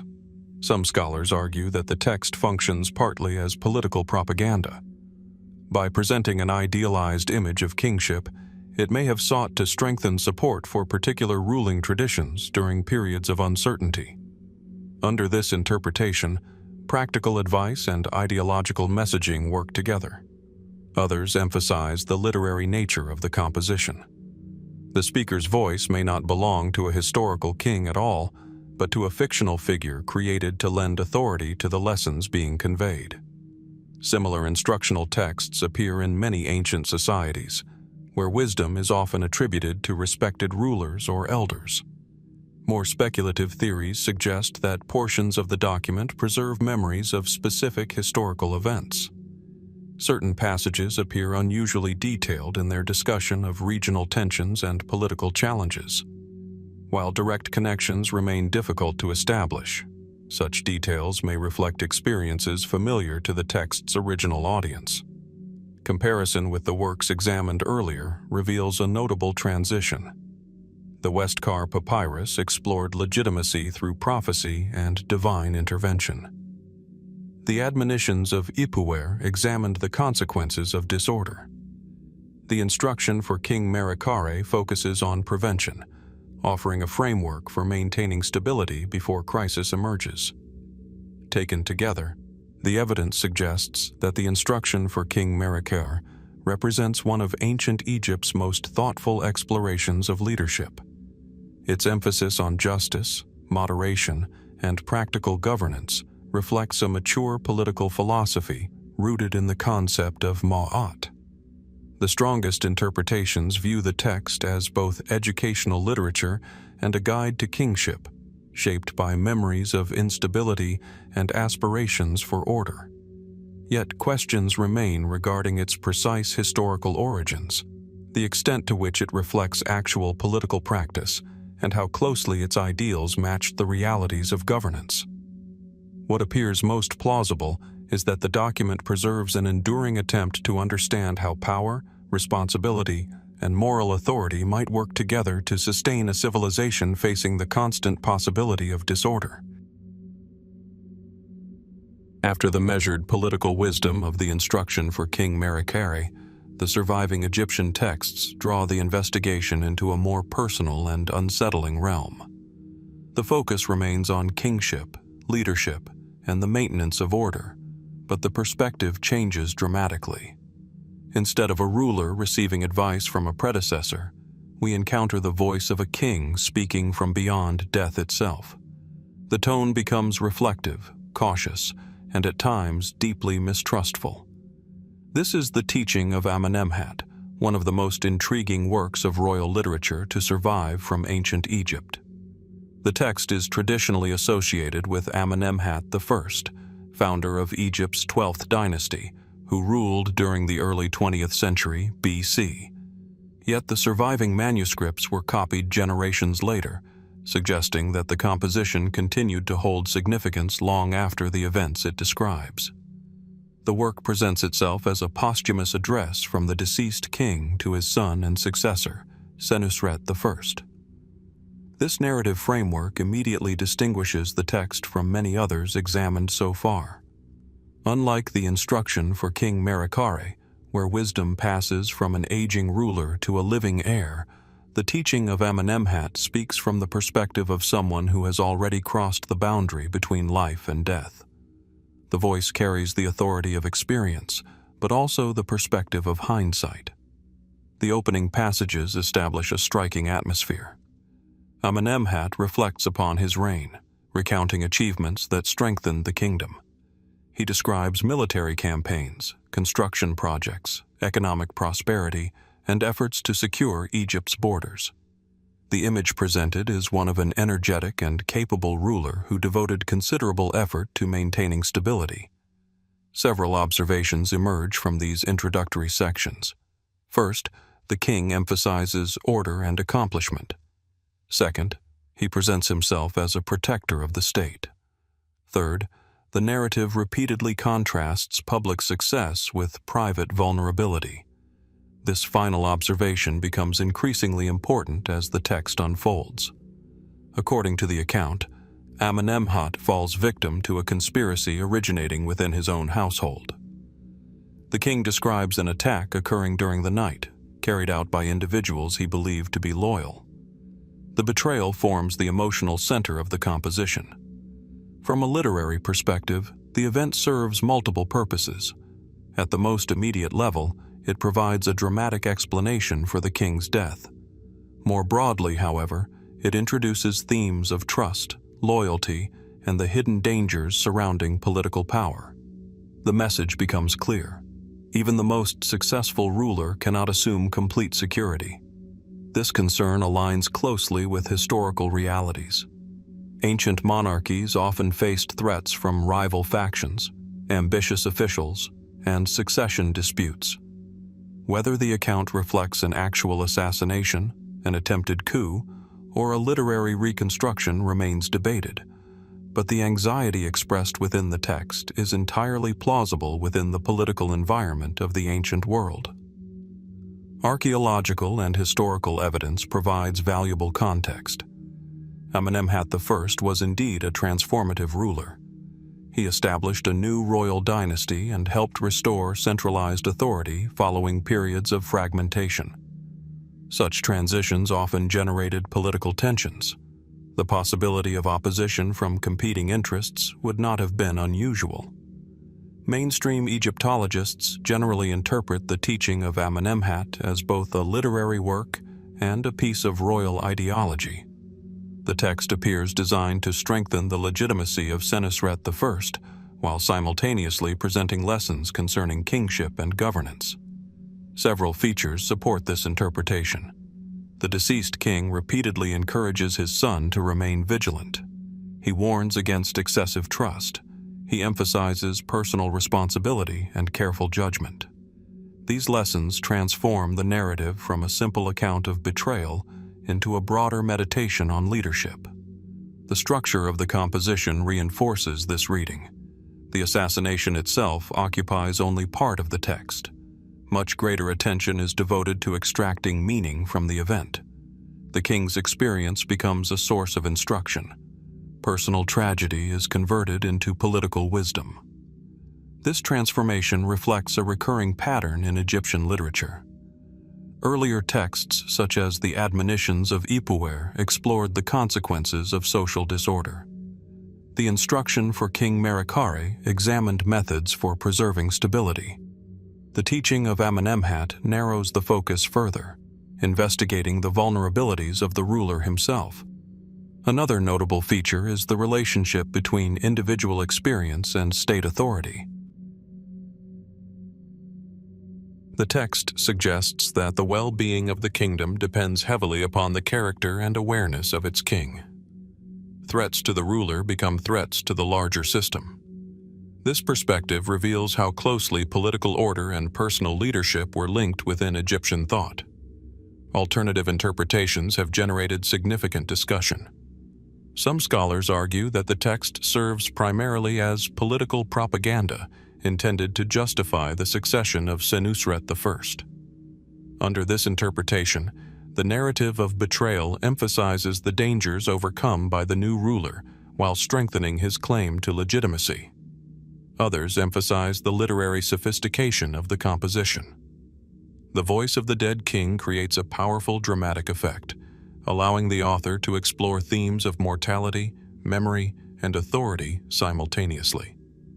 The text functions not only as instruction, but also as a carefully crafted work of narrative literature. A further interpretation focuses on psychological dimensions. The repeated warnings about trust may reflect broader concerns regarding the isolation of power.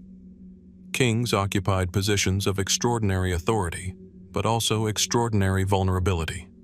The text acknowledges this paradox directly. The ruler commands vast resources yet remains dependent upon the loyalty of others.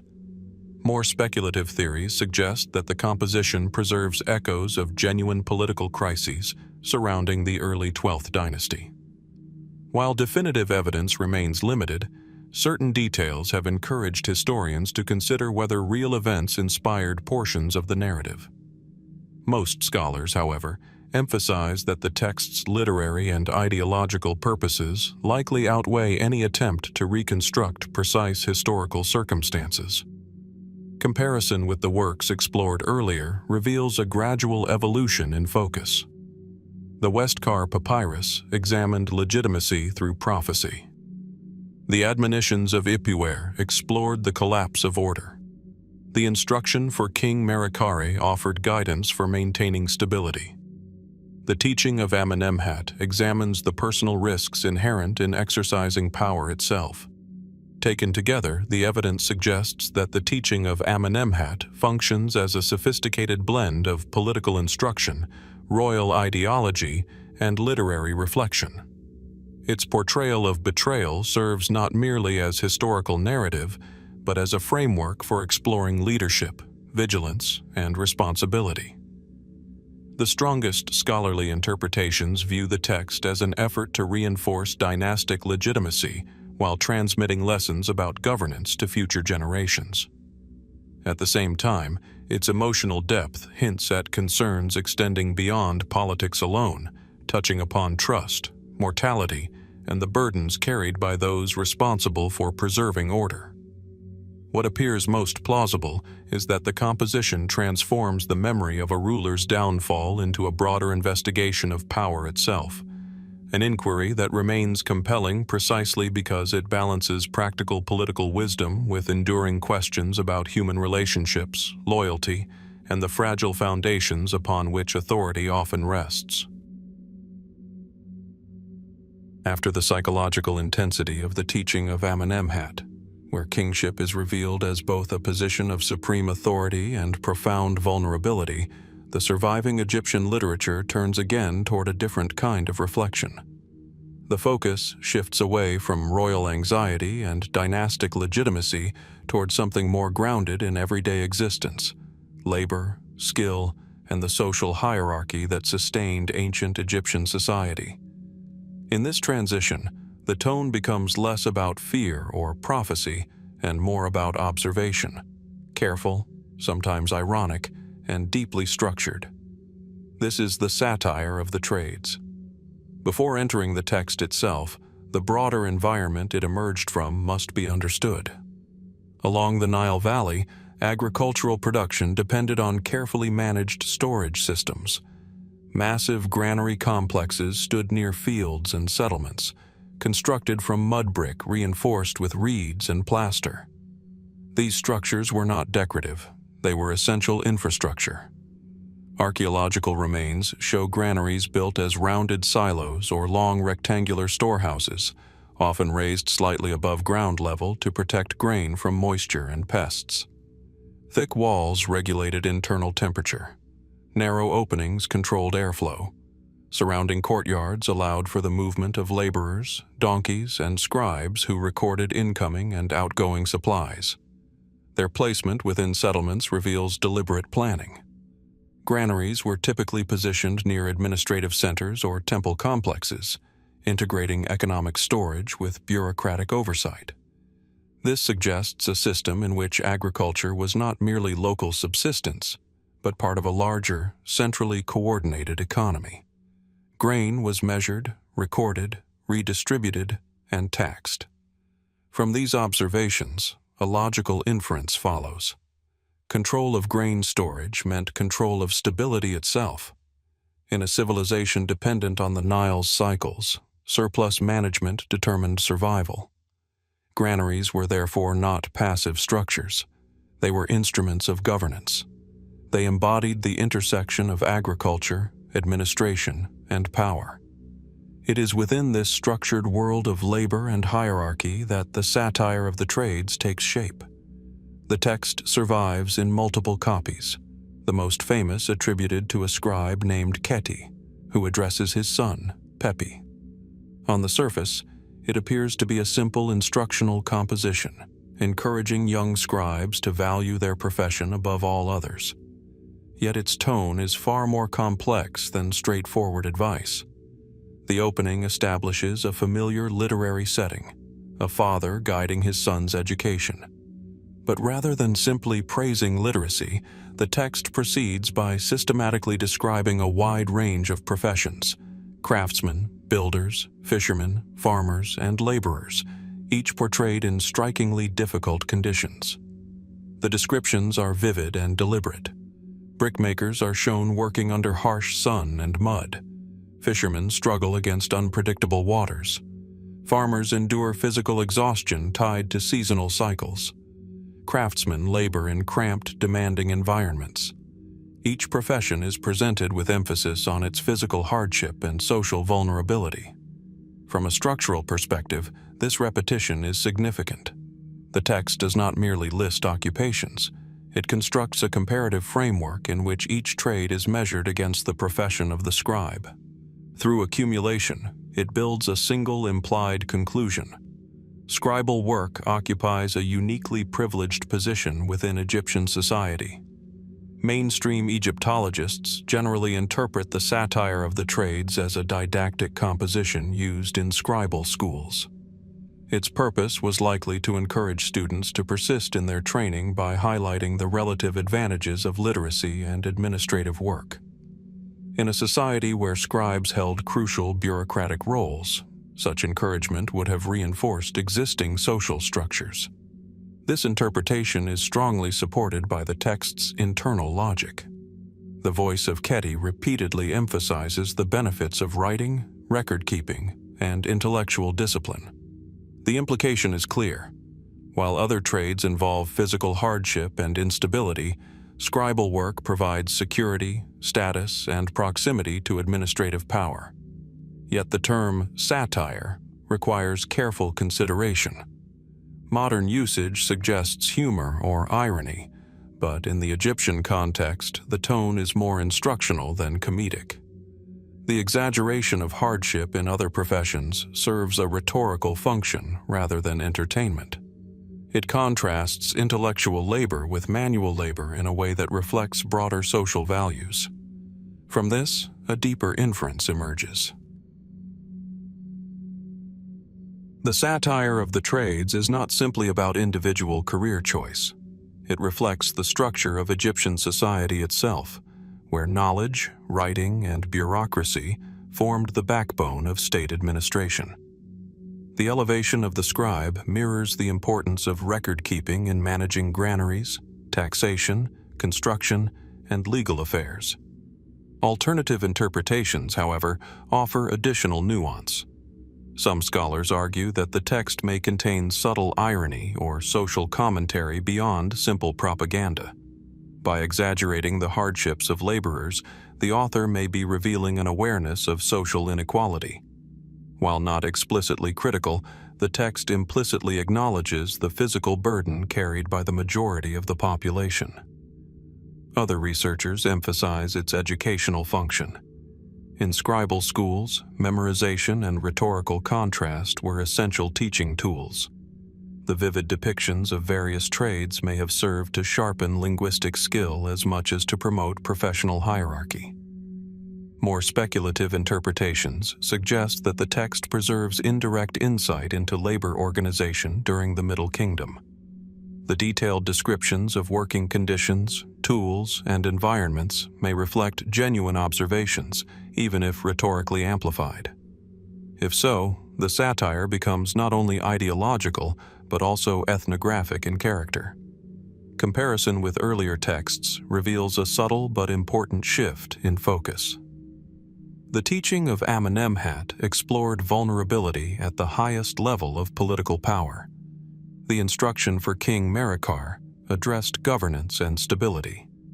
The satire of the trades moves further into the social foundation beneath both kings and administrators, the laboring population that sustained the entire system. In this sense, the granaries observed at the beginning of this analysis are not separate from the text, but conceptually connected to it.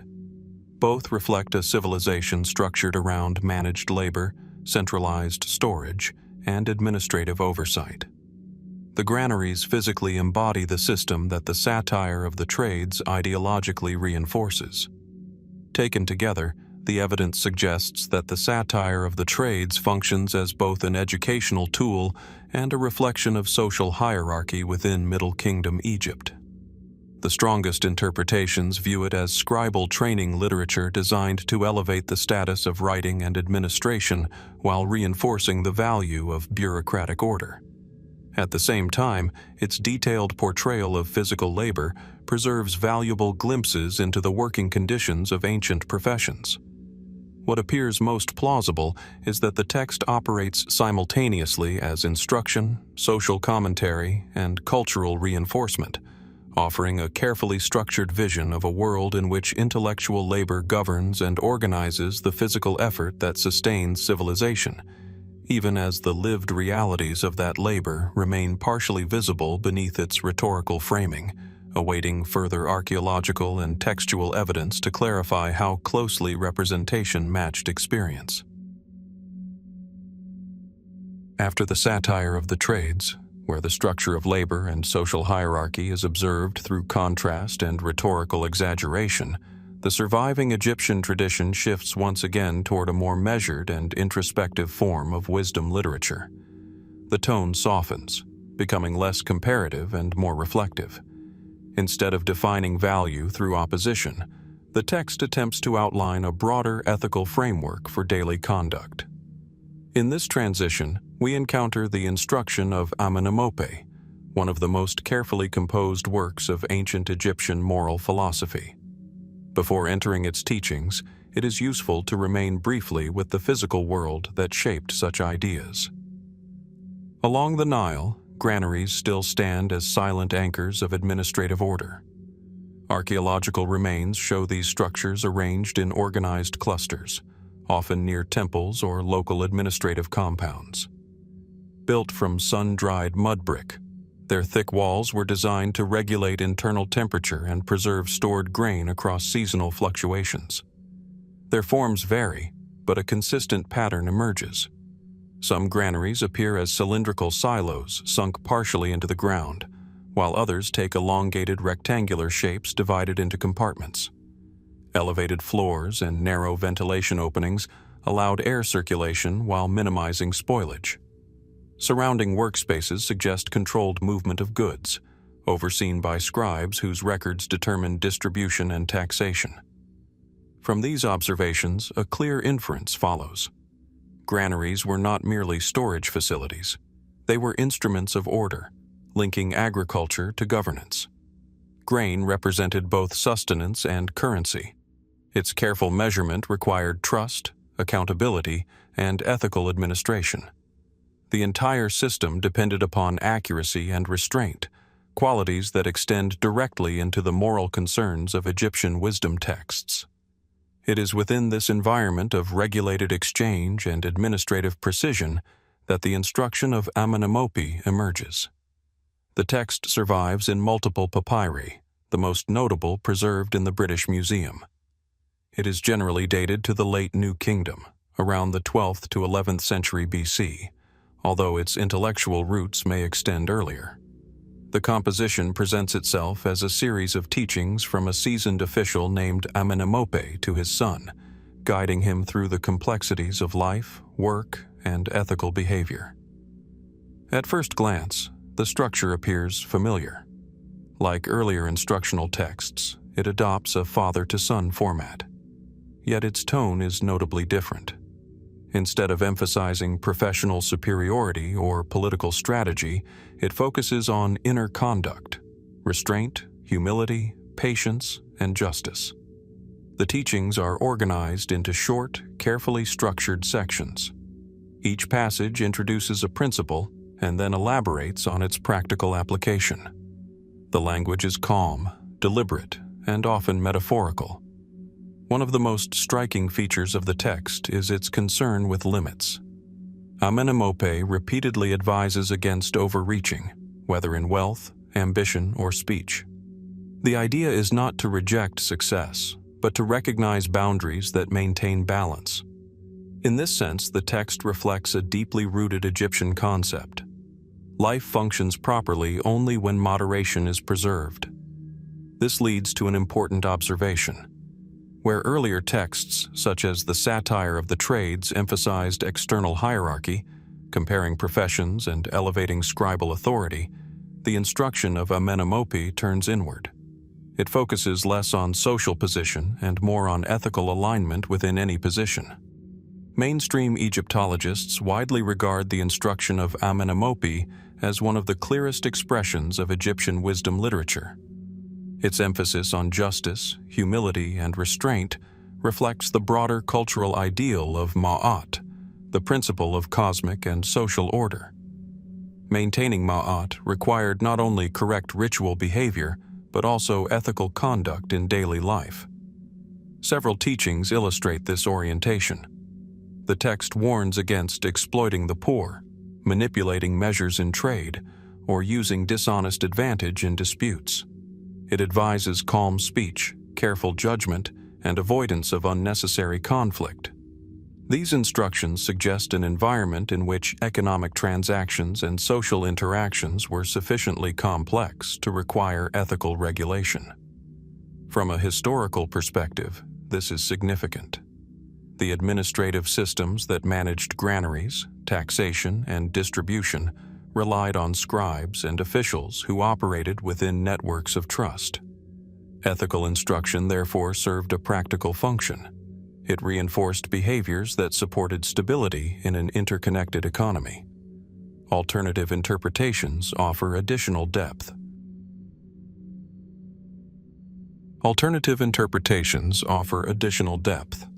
Some scholars view the instruction of Amenemope as part of a broader international tradition of wisdom literature, with parallels in Near Eastern texts.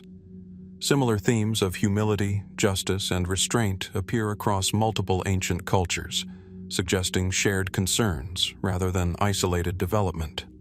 Others emphasize its literary refinement. The text's careful structure and poetic balance indicate deliberate composition aimed at memorization and oral transmission.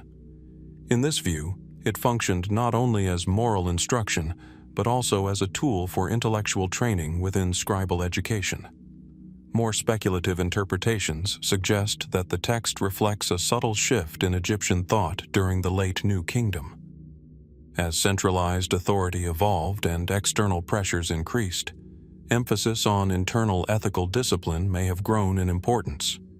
While direct causal links are difficult to establish, the intellectual tone of the instruction of Amenemope does suggest a society increasingly interested in stabilizing behavior through moral teaching rather than solely through administrative control. Comparison with earlier texts reveals a gradual transformation across the literary tradition. The teaching of Amenemhat focused on political vulnerability.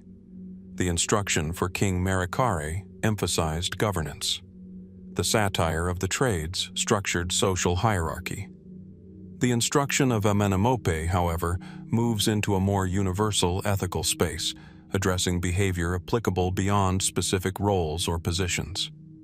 This progression suggests a broadening of intellectual focus, from kingship to society, and from society to individual conduct. Taken together, the evidence suggests that the instruction of Amenemope represents a mature expression of Egyptian wisdom tradition, blending practical guidance with ethical reflection. The strongest interpretations view it as both a product of scribal education and a moral framework designed to support social stability through personal discipline. At the same time, its philosophical tone hints at deeper reflections on balance, limitation, and human responsibility within an ordered universe. What appears most plausible is that the text does not merely instruct behavior, but quietly constructs an internal model of harmony, in which justice is maintained not only through institutions like granaries and administration, but through the careful regulation of human intention and action, an idea that remains partially open to interpretation as the boundaries between moral teaching, social necessity, and philosophical reflection continue to overlap within its carefully measured lines. After the reflective ethical framework of the instruction of Amenemope, the surviving Egyptian tradition shifts again in tone and direction. The emphasis on internal discipline and moral balance gives way to something more uncertain, more exposed to the instability of the wider Mediterranean world. The texts no longer remain within the controlled environment of scribal instruction or royal ideology. Instead, they move outward, into ports, foreign courts, contested trade routes, and fragile diplomatic relationships. In this transition, the narrative becomes less about how order should be maintained in principle, and more about how fragile that order becomes when it extends beyond Egypt's borders. This is the world of the report of Wenamun. Before following Wenamun on his journey, it is necessary to return briefly to the physical foundations of the Egyptian economy that made such journeys possible. Along the Nile Valley, granaries formed the backbone of state stability. Archaeological evidence shows these structures arranged near temple estates and administrative centers, often constructed as thick-walled mud-brick complexes with carefully planned interior chambers. Some were raised on stone foundations to protect against groundwater, while others used elevated platforms and narrow ventilation shafts to preserve grain in the intense heat. Their organization was not random. Access points were controlled, and movement of grain was tightly regulated by scribal record-keeping. Seal impressions on storage containers and administrative tablets indicate that distribution was monitored through an official hierarchy. These granaries were integrated into a wider economic system that linked agriculture, taxation, and redistribution across Egypt. From these observations, a clear inference emerges. Control over grain meant control over stability, and stability depended on systems of trust and record. The Egyptian state was not only sustained by agriculture, but also by its ability to document, verify, and regulate flows of resources. It is within this structured environment that Egyptian officials were trained to think in terms of order, accountability, and precise negotiation, skills that would become crucial when dealing with foreign powers. The report of Wenamun takes this administrative mindset and places it into a far more unpredictable setting. The text survives on a papyrus discovered at El Heba and dates to the late New Kingdom, likely around the 11th century BC. Unlike royal inscriptions or wisdom literature, it presents itself as a first-person account of an official mission. Wenamun, an envoy of the Temple of Amun at Thebes, is sent to Byblos in the Levant to procure cedar wood needed for the sacred bark of Amun. At first, the structure resembles a routine bureaucratic report. The mission is clearly defined. Resources are specified. Authority is delegated. Wenamun carries official credentials, including letters of introduction and symbolic objects representing divine legitimacy. On paper, the system appears familiar, Egypt extending its administrative reach through diplomacy and trade. But as the narrative unfolds, that structure begins to fracture. Several observations emerge immediately from the surviving text. First, Wenamun's authority is repeatedly questioned. Second, his access to resources depends not on Egyptian power, but on negotiation with foreign rulers. Third, the journey itself becomes increasingly unstable, shaped by delays, refusals, and shifting political conditions. From a logical perspective, these patterns suggest a significant historical transformation. The traditional image of Egypt as an unchallenged imperial power does not fully align with the world depicted in Wenamun's account. Instead, the text reflects a period in which Egyptian influence abroad appears weakened, requiring diplomacy rather than command. Mainstream Egyptologists generally interpret the report of Wenamun as a semi-literary narrative grounded in historical reality. It likely reflects conditions during the late 20th dynasty, when central authority in Egypt was fragmenting and regional powers were asserting greater independence. In this context, Wenamun's difficulties are not merely personal misfortunes, but indicators of shifting geopolitical realities. One of the most striking episodes occurs upon Wenamun's arrival in Byblos. The local ruler refuses to grant him the cedar wood without payment, challenging the assumption that Egypt's religious prestige alone guarantees compliance. This moment is particularly revealing. It suggests that economic exchange is replacing symbolic authority as the basis of international relations.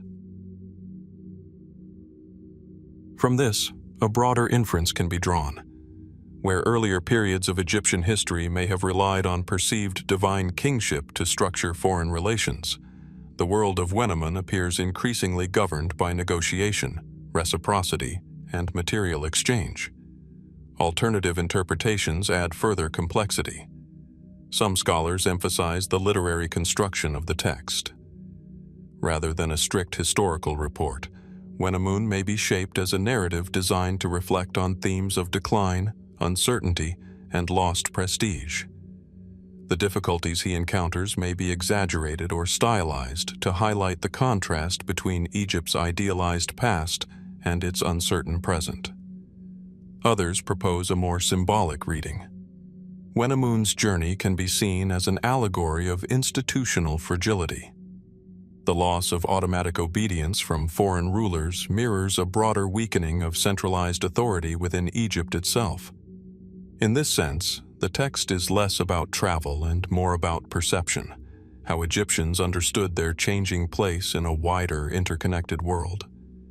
More speculative interpretations suggest that the report of Wenamun preserves a transitional moment in Mediterranean history. As trade networks evolved and regional powers grew more independent, older hierarchies may have been replaced by more balanced systems of exchange. While this idea aligns with broader archaeological trends, the text alone cannot fully confirm such a transformation. What makes the narrative particularly compelling is its tone. Wenamun is not a heroic explorer or triumphant envoy. He is cautious, often uncertain, and repeatedly forced to justify his position. His authority is not inherent, but negotiated. This shift in characterization reflects a broader literary awareness of instability and adaptation. Comparison with earlier texts reveals a striking evolution. The instruction of Amenemope emphasized internal moral balance. The satire of the trades structured social hierarchy. The instruction for King Merikare and the teaching of Amenemhat focused on governance and political vulnerability.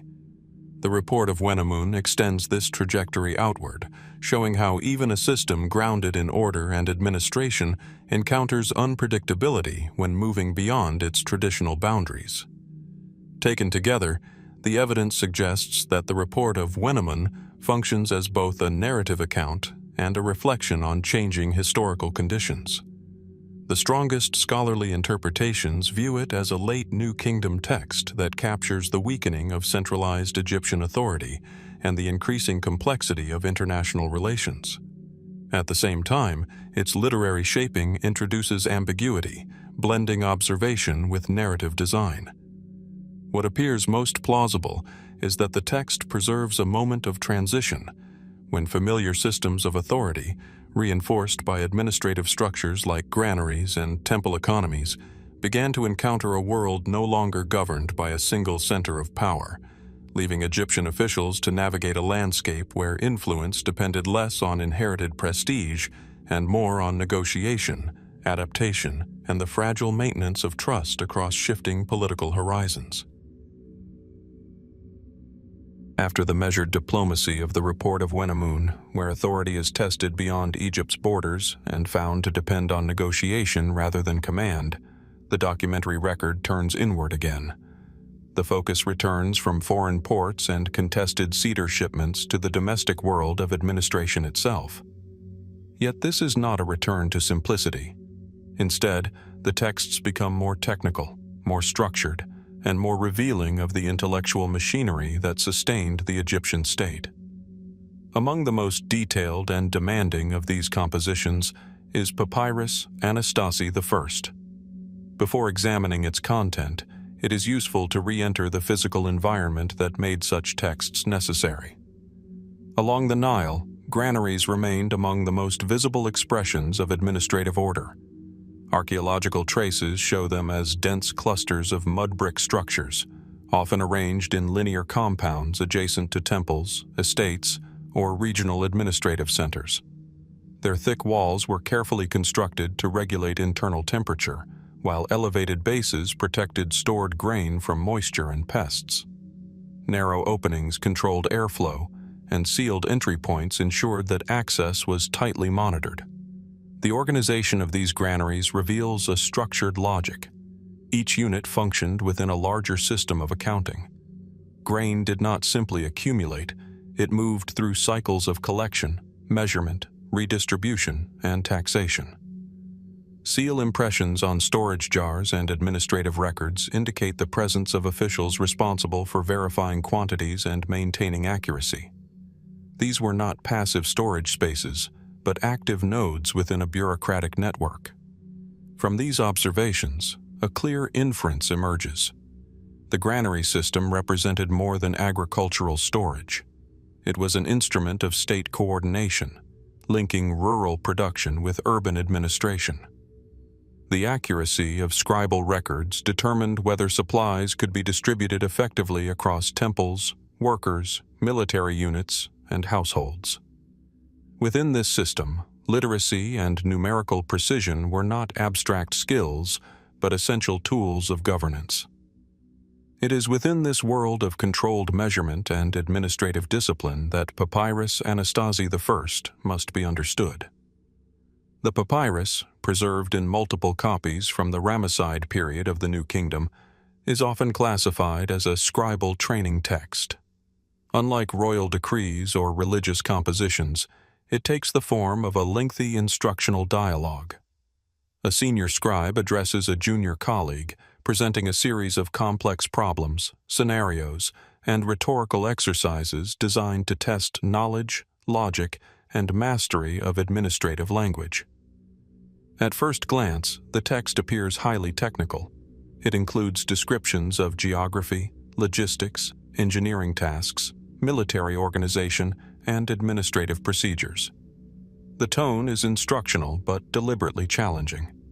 The senior scribe frequently critiques the student's responses, emphasizing precision, memory, and intellectual discipline. Several observations immediately stand out. First, the text assumes a highly developed bureaucratic system. Second, it reflects extensive knowledge of Egypt's geography and infrastructure. Third, it treats administrative competence as a form of intellectual authority. From a logical perspective, this suggests that scribal training was not merely educational, but foundational to state function. The complexity of the exercises implies that scribes were expected to manage a wide range of responsibilities. They calculated distances, assessed labor requirements, tracked resources, and communicated across administrative regions. The text repeatedly emphasizes accuracy, suggesting that errors in record-keeping could have significant consequences in a system dependent on precise allocation of goods.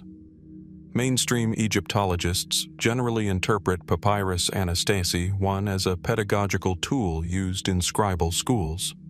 Its purpose was likely to prepare students for real administrative duties by exposing them to difficult and varied scenarios. The exaggerated tone and sometimes humorous challenges serve to sharpen analytical thinking and reinforce discipline. One section describes logistical problems involving transportation across difficult terrain. Another tests knowledge of military formations and supply routes. Others focus on calculating quantities of grain, manpower, or materials required for construction projects. Each scenario reinforces the central role of the scribe as a mediator between physical resources and administrative decision-making. This leads to an important inference. The text reflects a society in which intellectual labor and administrative expertise formed the backbone of governance.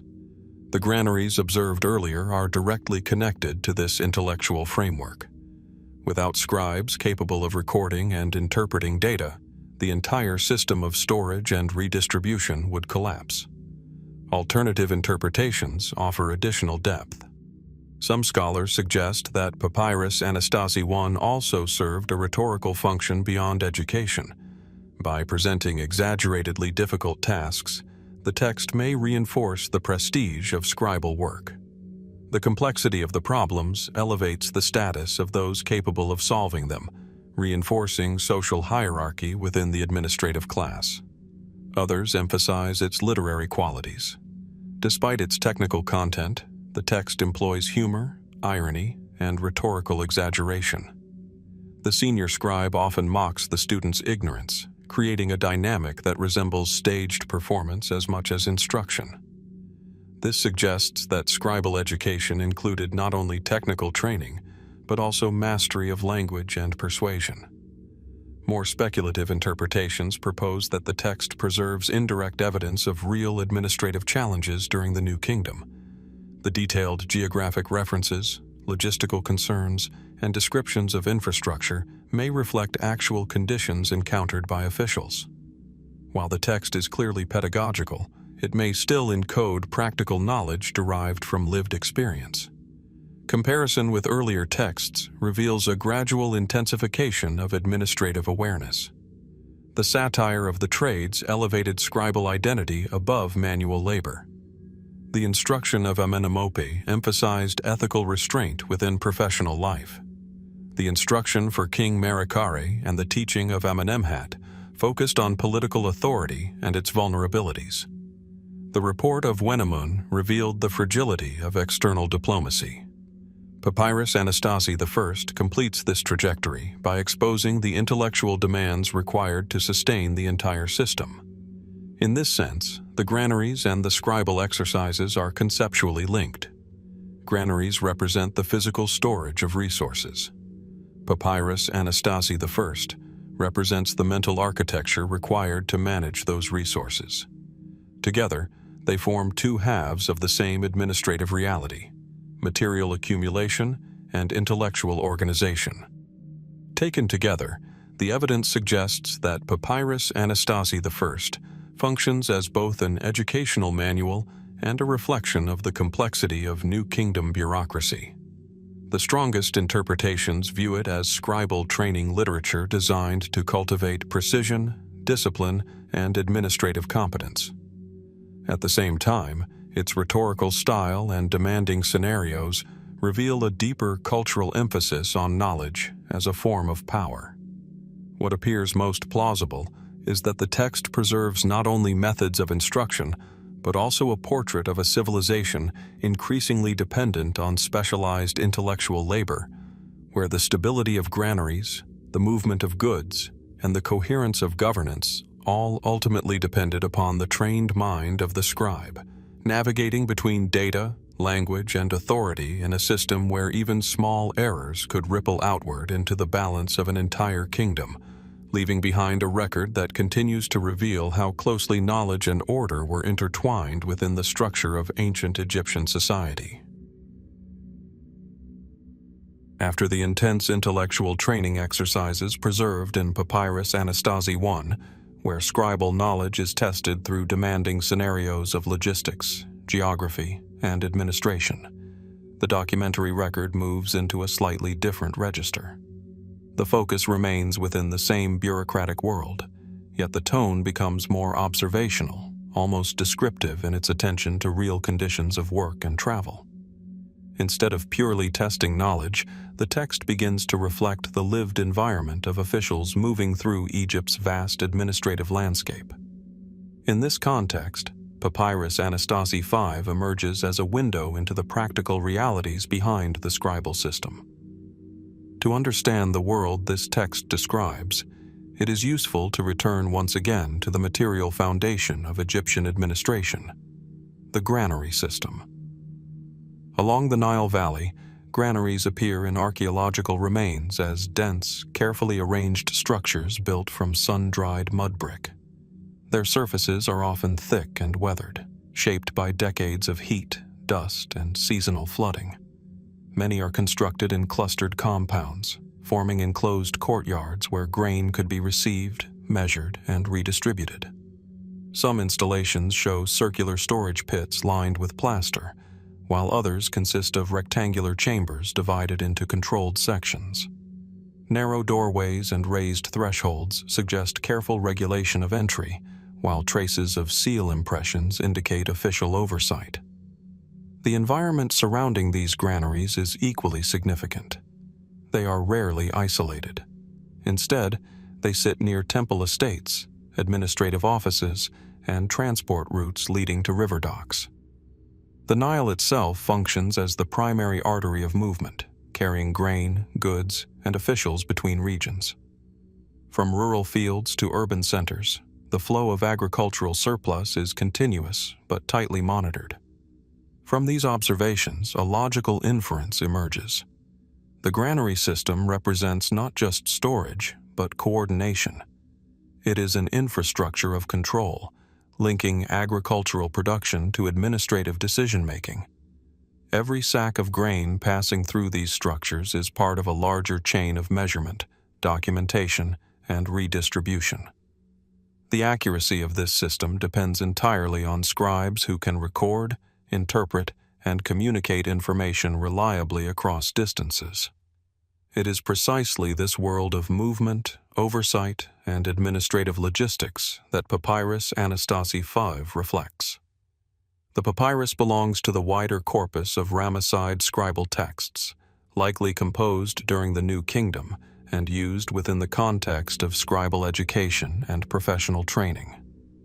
Unlike more abstract instructional works, Anastasi V is notable for its descriptive passages of travel, communication, and the practical challenges faced by officials operating within Egypt's administrative network. The document presents itself as a structured exchange between scribes, where one describes conditions encountered during official duties, and another responds with commentary, correction, or elaboration.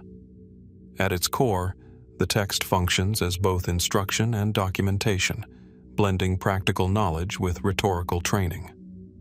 Several observations stand out immediately. First, the text places strong emphasis on geography.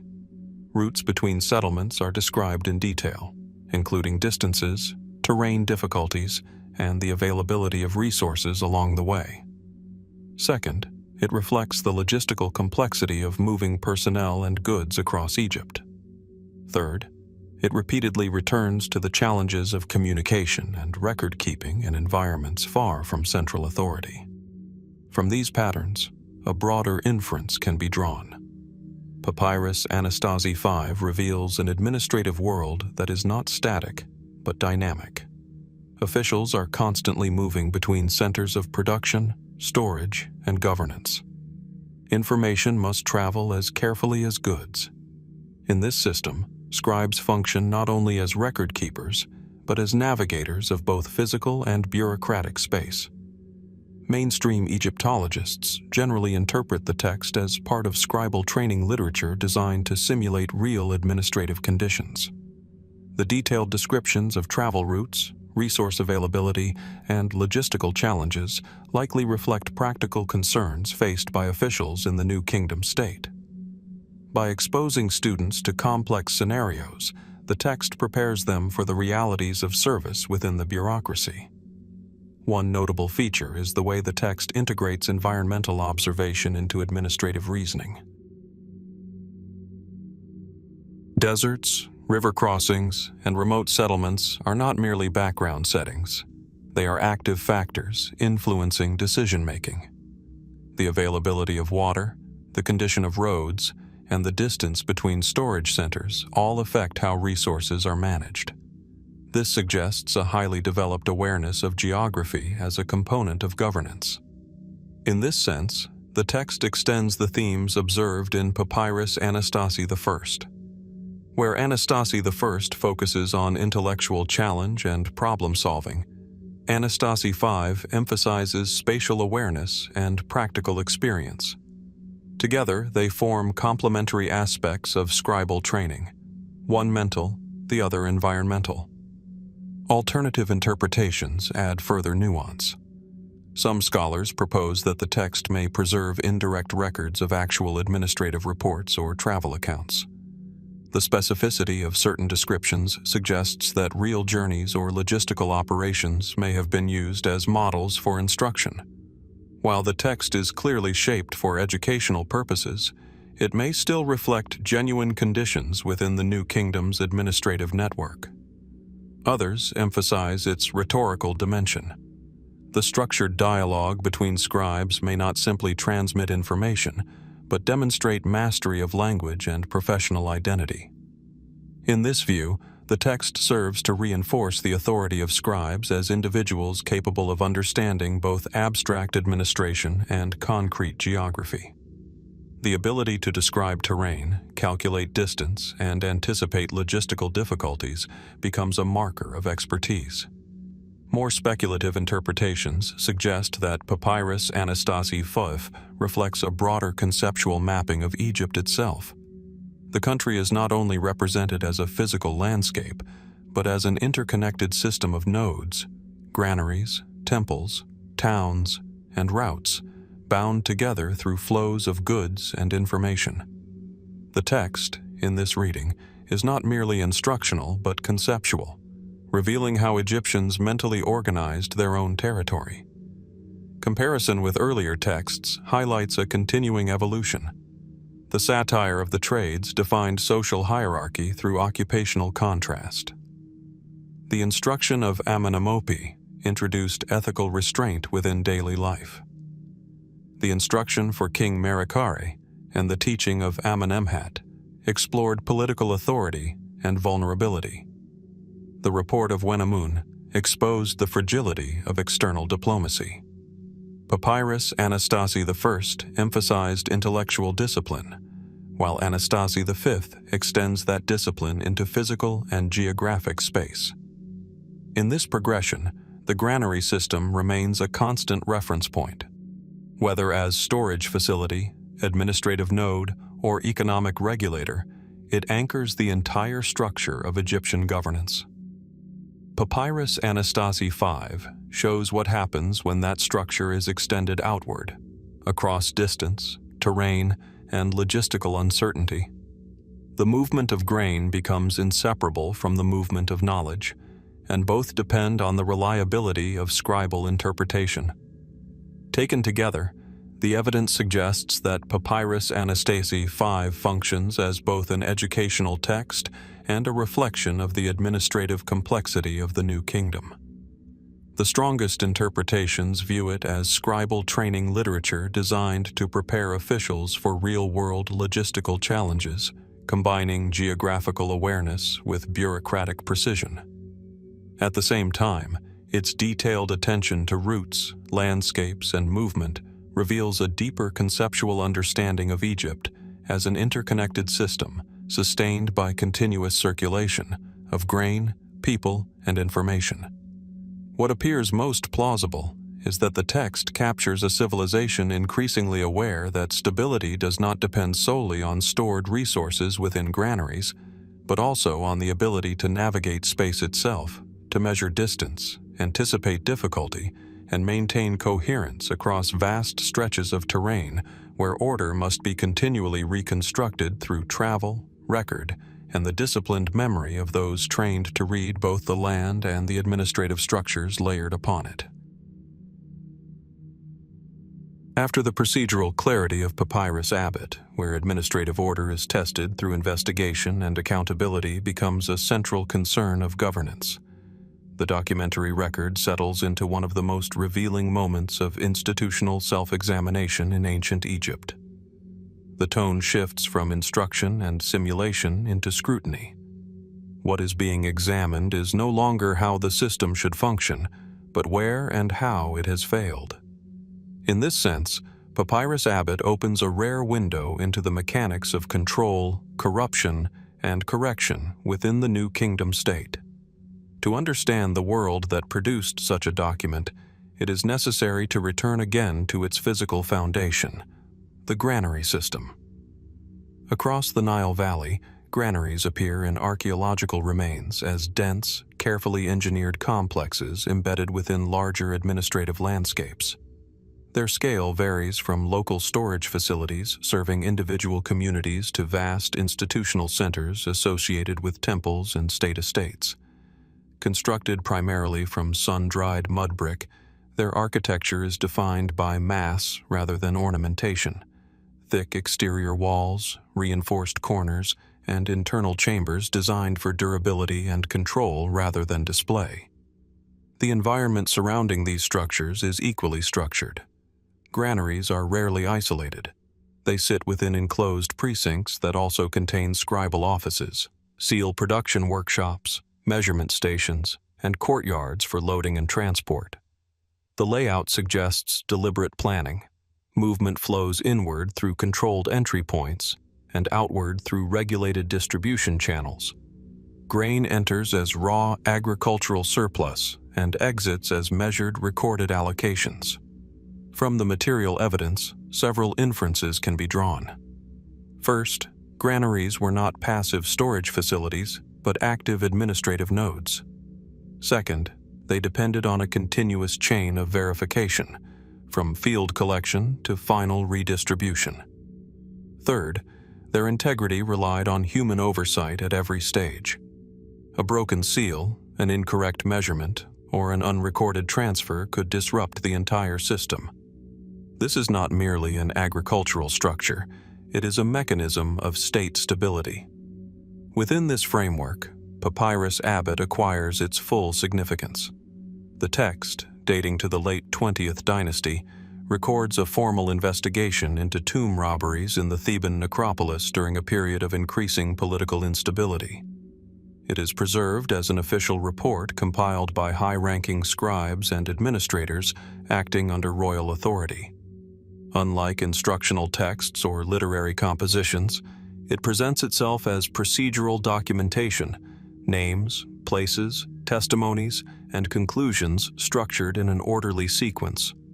At first glance, the content appears narrowly focused on criminal activity, but a closer reading reveals a broader concern: the integrity of the administrative system itself.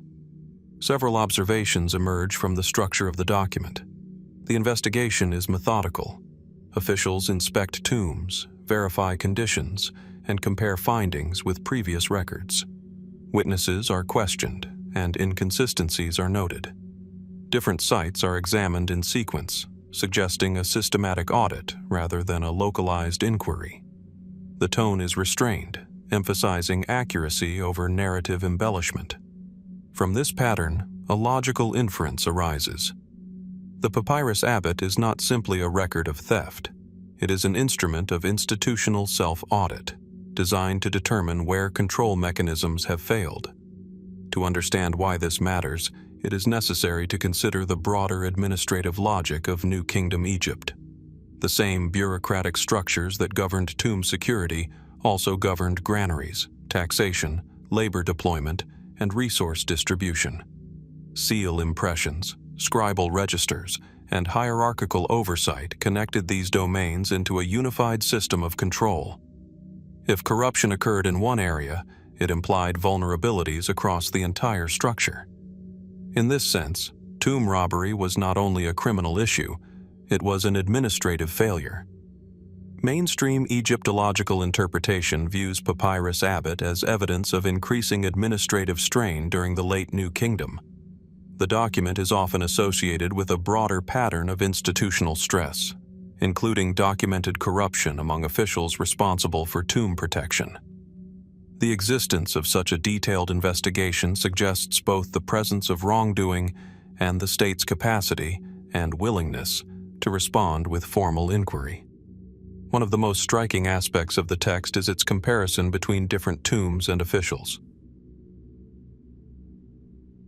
Certain tombs are reported as intact, while others show signs of disturbance. Officials responsible for specific regions are evaluated based on their ability to maintain security. This introduces an implicit hierarchy of accountability, where administrative performance is measured against physical outcomes. From this, a broader inference can be drawn. The Egyptian state operated through distributed responsibility. Local officials were entrusted with oversight, but their performance was continuously subject to higher-level review. Papyrus Abbott demonstrates that this system was not merely theoretical, it was actively enforced through inspection and documentation. Yet, alternative interpretations suggest additional layers. Some scholars argue that the text reflects not only administrative reality, but also political messaging. By documenting corruption and its investigation, the papyrus may serve to reinforce the legitimacy of central authority. The act of exposing failure becomes a demonstration of control. In this reading, the document is both diagnostic and performative. It shows disorder in order to affirm the system's capacity to correct it. Other interpretations focus on its literary structure. Despite its procedural tone, the text is carefully organized, with repeated patterns of inspection, verification, and reporting. This suggests that scribal composition techniques were applied even to administrative documentation. The boundary between record-keeping and narrative construction may therefore be more fluid than it appears. More speculative approaches extend this idea further. Some researchers propose that Papyrus Abbott reflects a deeper transition in Egyptian governance, where symbolic authority alone was no longer sufficient to maintain order. Instead, legitimacy increasingly depended on visible processes of accountability. The careful documentation of tomb inspections may indicate a broader cultural shift toward administrative transparency as a stabilizing mechanism. Comparison with earlier texts highlights this evolution clearly. The instruction of Amenemope emphasized ethical restraint at the level of individual behavior. Papyrus Anastasi I and V focused on training scribes for complex administrative and geographic tasks. The report of Wenamun revealed the fragility of external authority. Papyrus Abbott, by contrast, turns inward, examining the system itself for signs of failure. It is no longer about how to act, but about what happens when established structures break down. In this sense, granaries remain an essential conceptual reference point, even if not directly mentioned in the papyrus. They represent the ideal condition of administrative order: sealed, measured, controlled, and continuously verified. Papyrus Abbott reveals the opposite condition: what happens when sealing fails, when verification is incomplete, and when trust in the system must be reconstructed through investigation rather than assumed through structure. Taken together, the evidence suggests that Papyrus Abbott functions as both an administrative report and a reflection of institutional self-awareness during a period of strain in the late New Kingdom. The strongest interpretations view it as a formal investigation into tomb security, embedded within a broader bureaucratic culture capable of self-correction through documentation and oversight. At the same time, its structured narrative and selective emphasis suggest a secondary role in reinforcing the legitimacy of authority by demonstrating procedural control even in moments of failure.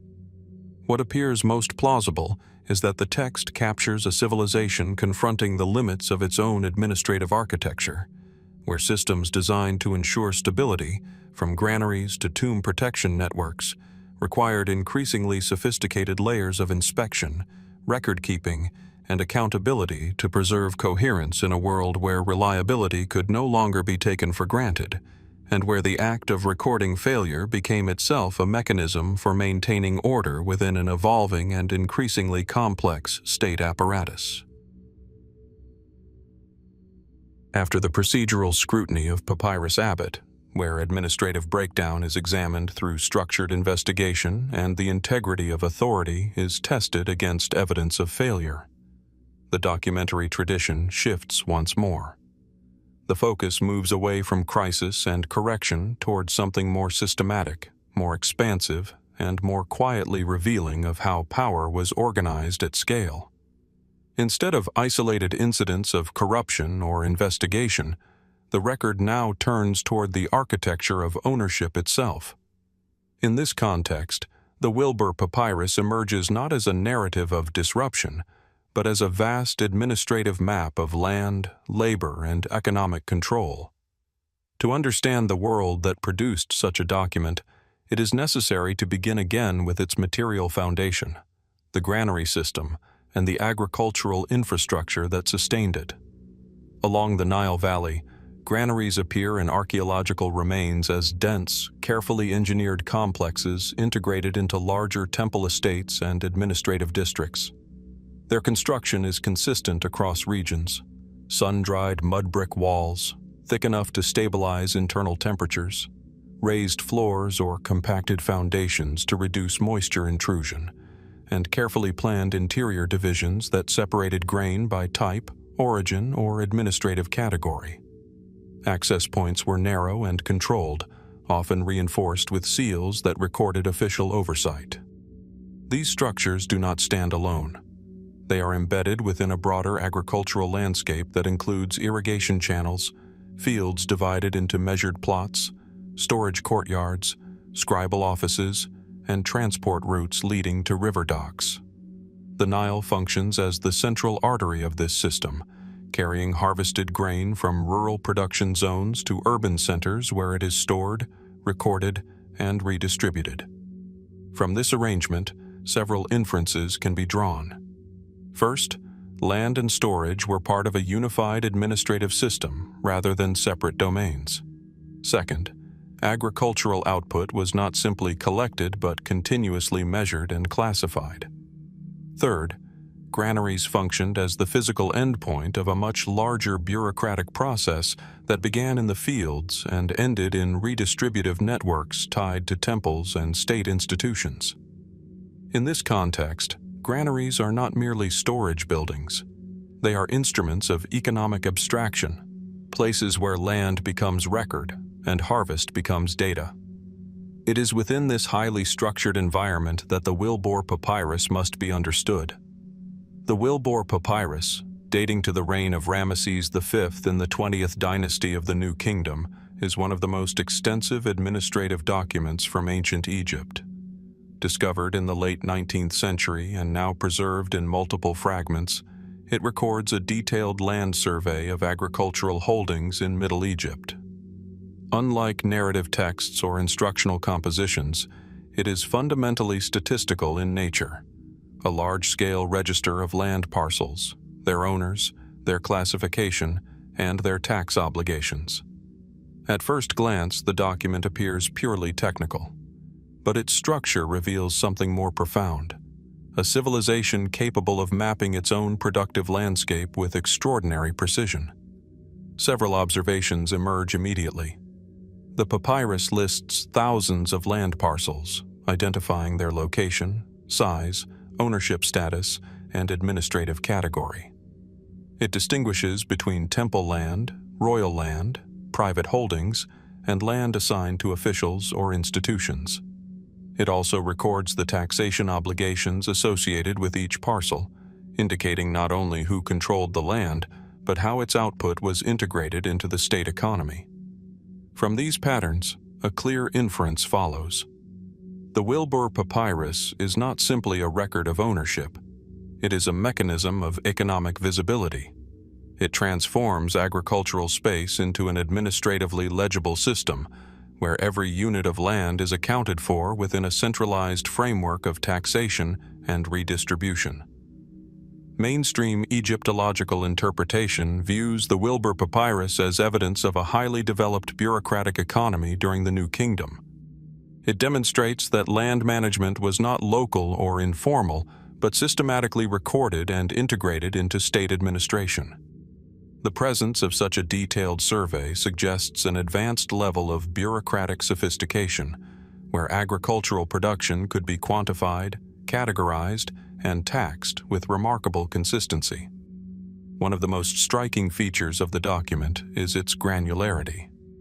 The papyrus does not simply record large estates or general regions. It breaks land into small, precisely measured units, often noting changes in ownership, status, or tax category. This implies an administrative system capable of continuous monitoring and updating of agricultural data. From this, a broader inference can be drawn.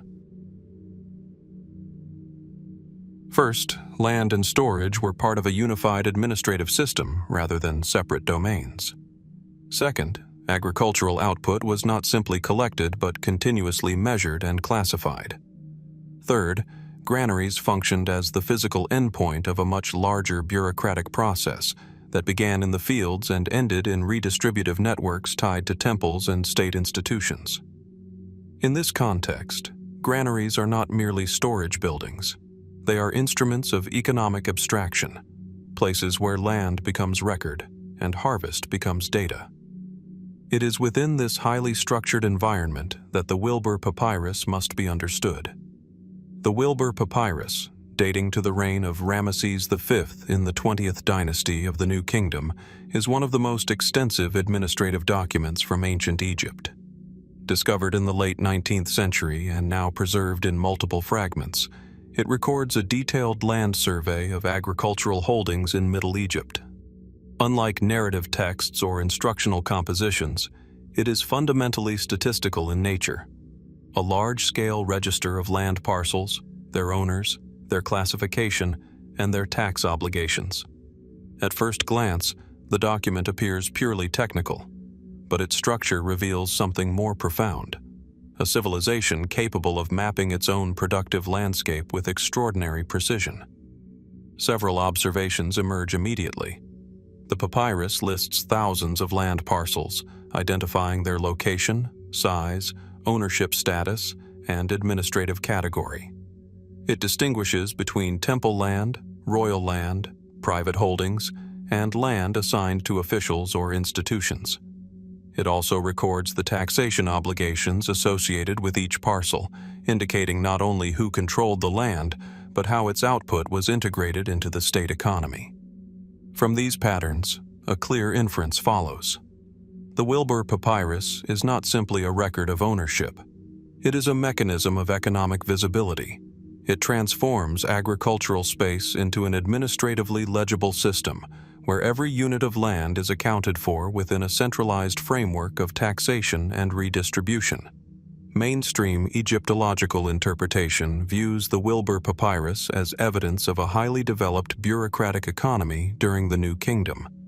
It demonstrates that land management was not local or informal, but systematically recorded and integrated into state administration. The presence of such a detailed survey suggests an advanced level of bureaucratic sophistication, where agricultural production could be quantified, categorized, and taxed with remarkable consistency. One of the most striking features of the document is its granularity. The papyrus does not simply record large estates or general regions. It breaks land into small, precisely measured units, often noting changes in ownership, status, or tax category. This implies an administrative system capable of continuous monitoring and updating of agricultural data. From this, a broader inference can be drawn. The Egyptian state did not merely control resources at a distance. It maintained an active, ongoing record of economic reality.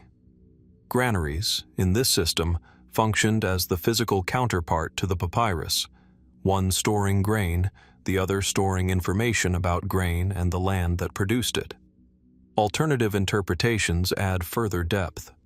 Some scholars suggest that the Wilbour Papyrus reflects not only taxation, but also land redistribution policies, possibly connected to temple economies or royal administrative reforms. In this view, the document may record shifts in control over agricultural land, revealing tensions between different institutional powers within the state.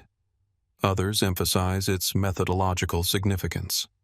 The precision of the survey suggests that Egyptian administration had developed standardized units of measurement, classification systems, and record-keeping conventions that allowed for consistent data collection across large regions. This implies not only bureaucratic control, but also a shared intellectual framework for understanding land as quantifiable space. More speculative interpretations extend the implications further. Some researchers propose that documents like the Wilbour Papyrus reflect an early form of economic rationalization, where agricultural production is fully integrated into a state-managed system of accounting. In this reading, the papyrus is not merely descriptive but constitutive. It helps create the reality it records by defining how land is understood, measured, and taxed. After the administrative precision of the Wilbour Papyrus, where land is rendered into a measurable system of ownership, taxation, and institutional control, the documentary tradition shifts once more in tone. The focus moves away from the mapping of economic structure and toward something more human, more immediate, and more emotionally charged within the bureaucratic world itself. Instead of land surveys and administrative registers, the text now turns to the formation of the people who operate this system, the scribes.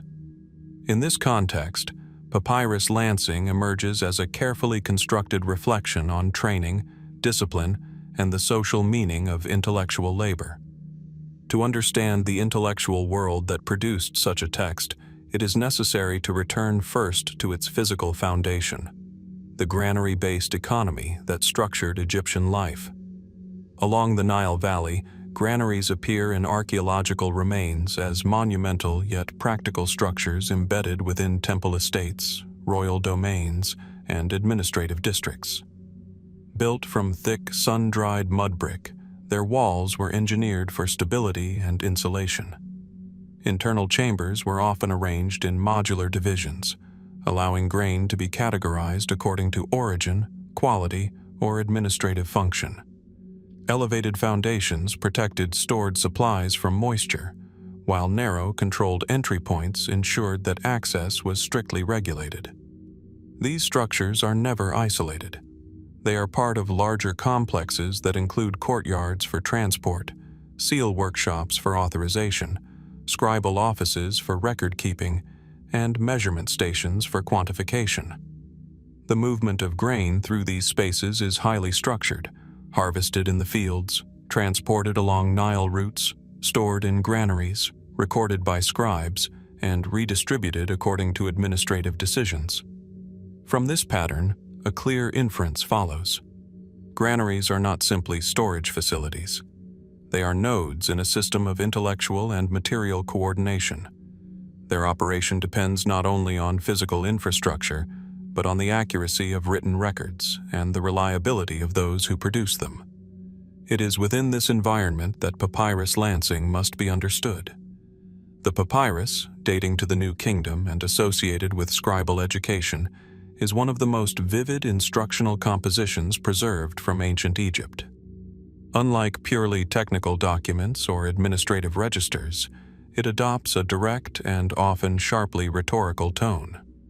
It presents itself as a teaching dialogue in which a senior scribe instructs a student, emphasizing the superiority of scribal life over manual labor and the importance of discipline, literacy, and intellectual mastery.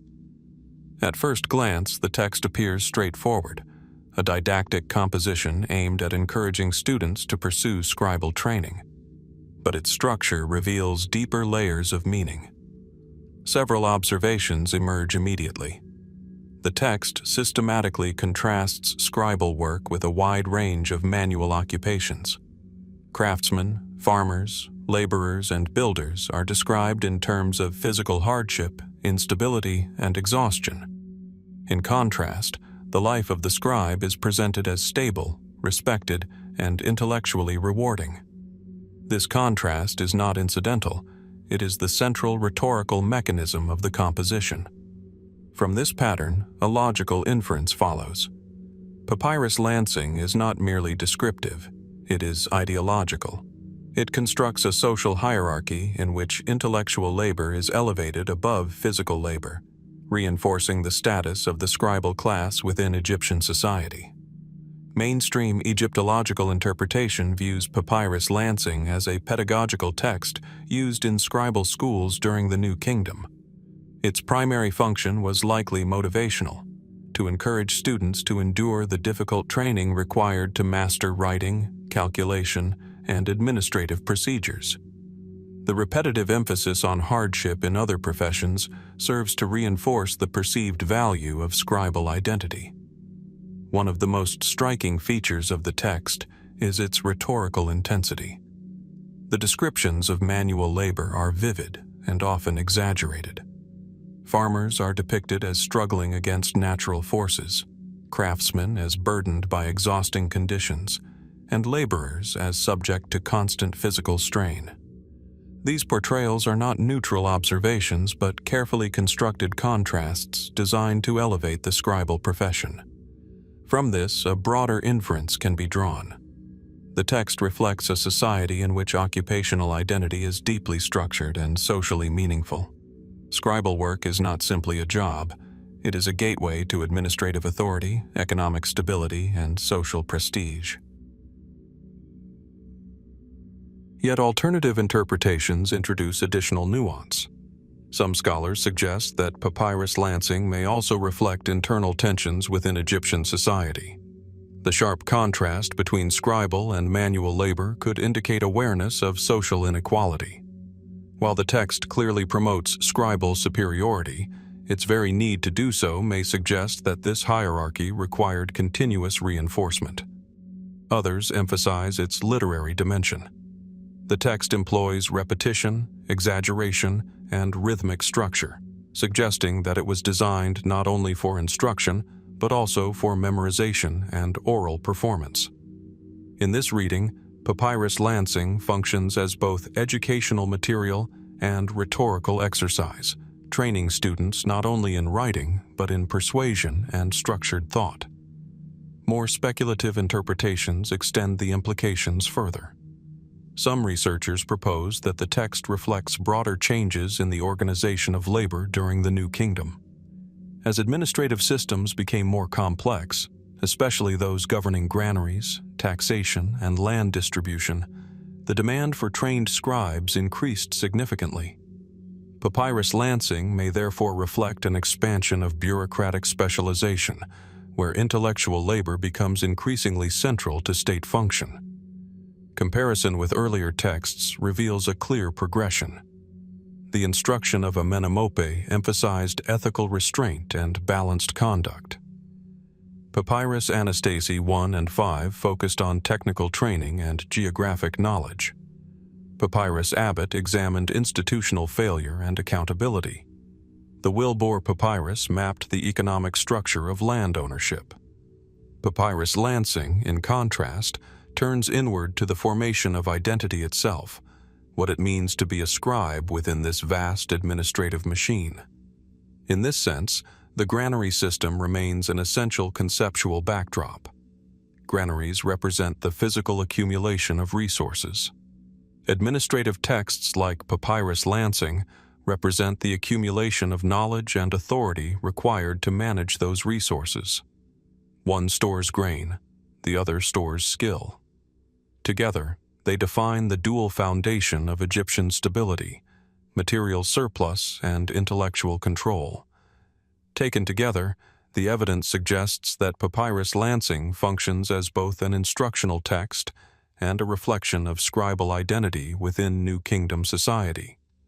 The strongest interpretations view it as pedagogical literature designed to recruit and train scribes by emphasizing the advantages of intellectual labor over manual work. At the same time, its rhetorical force reveals deeper cultural assumptions about hierarchy, knowledge, and authority. What appears most plausible is that the text captures a moment in which scribal identity becomes not only a professional role, but a defining social category, one that organizes perception, labor, and status within the broader administrative system.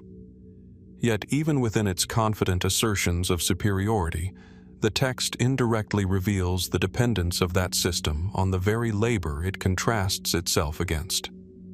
Granaries still require builders, farmers, and transporters. Administration still depends on the physical world it claims to transcend.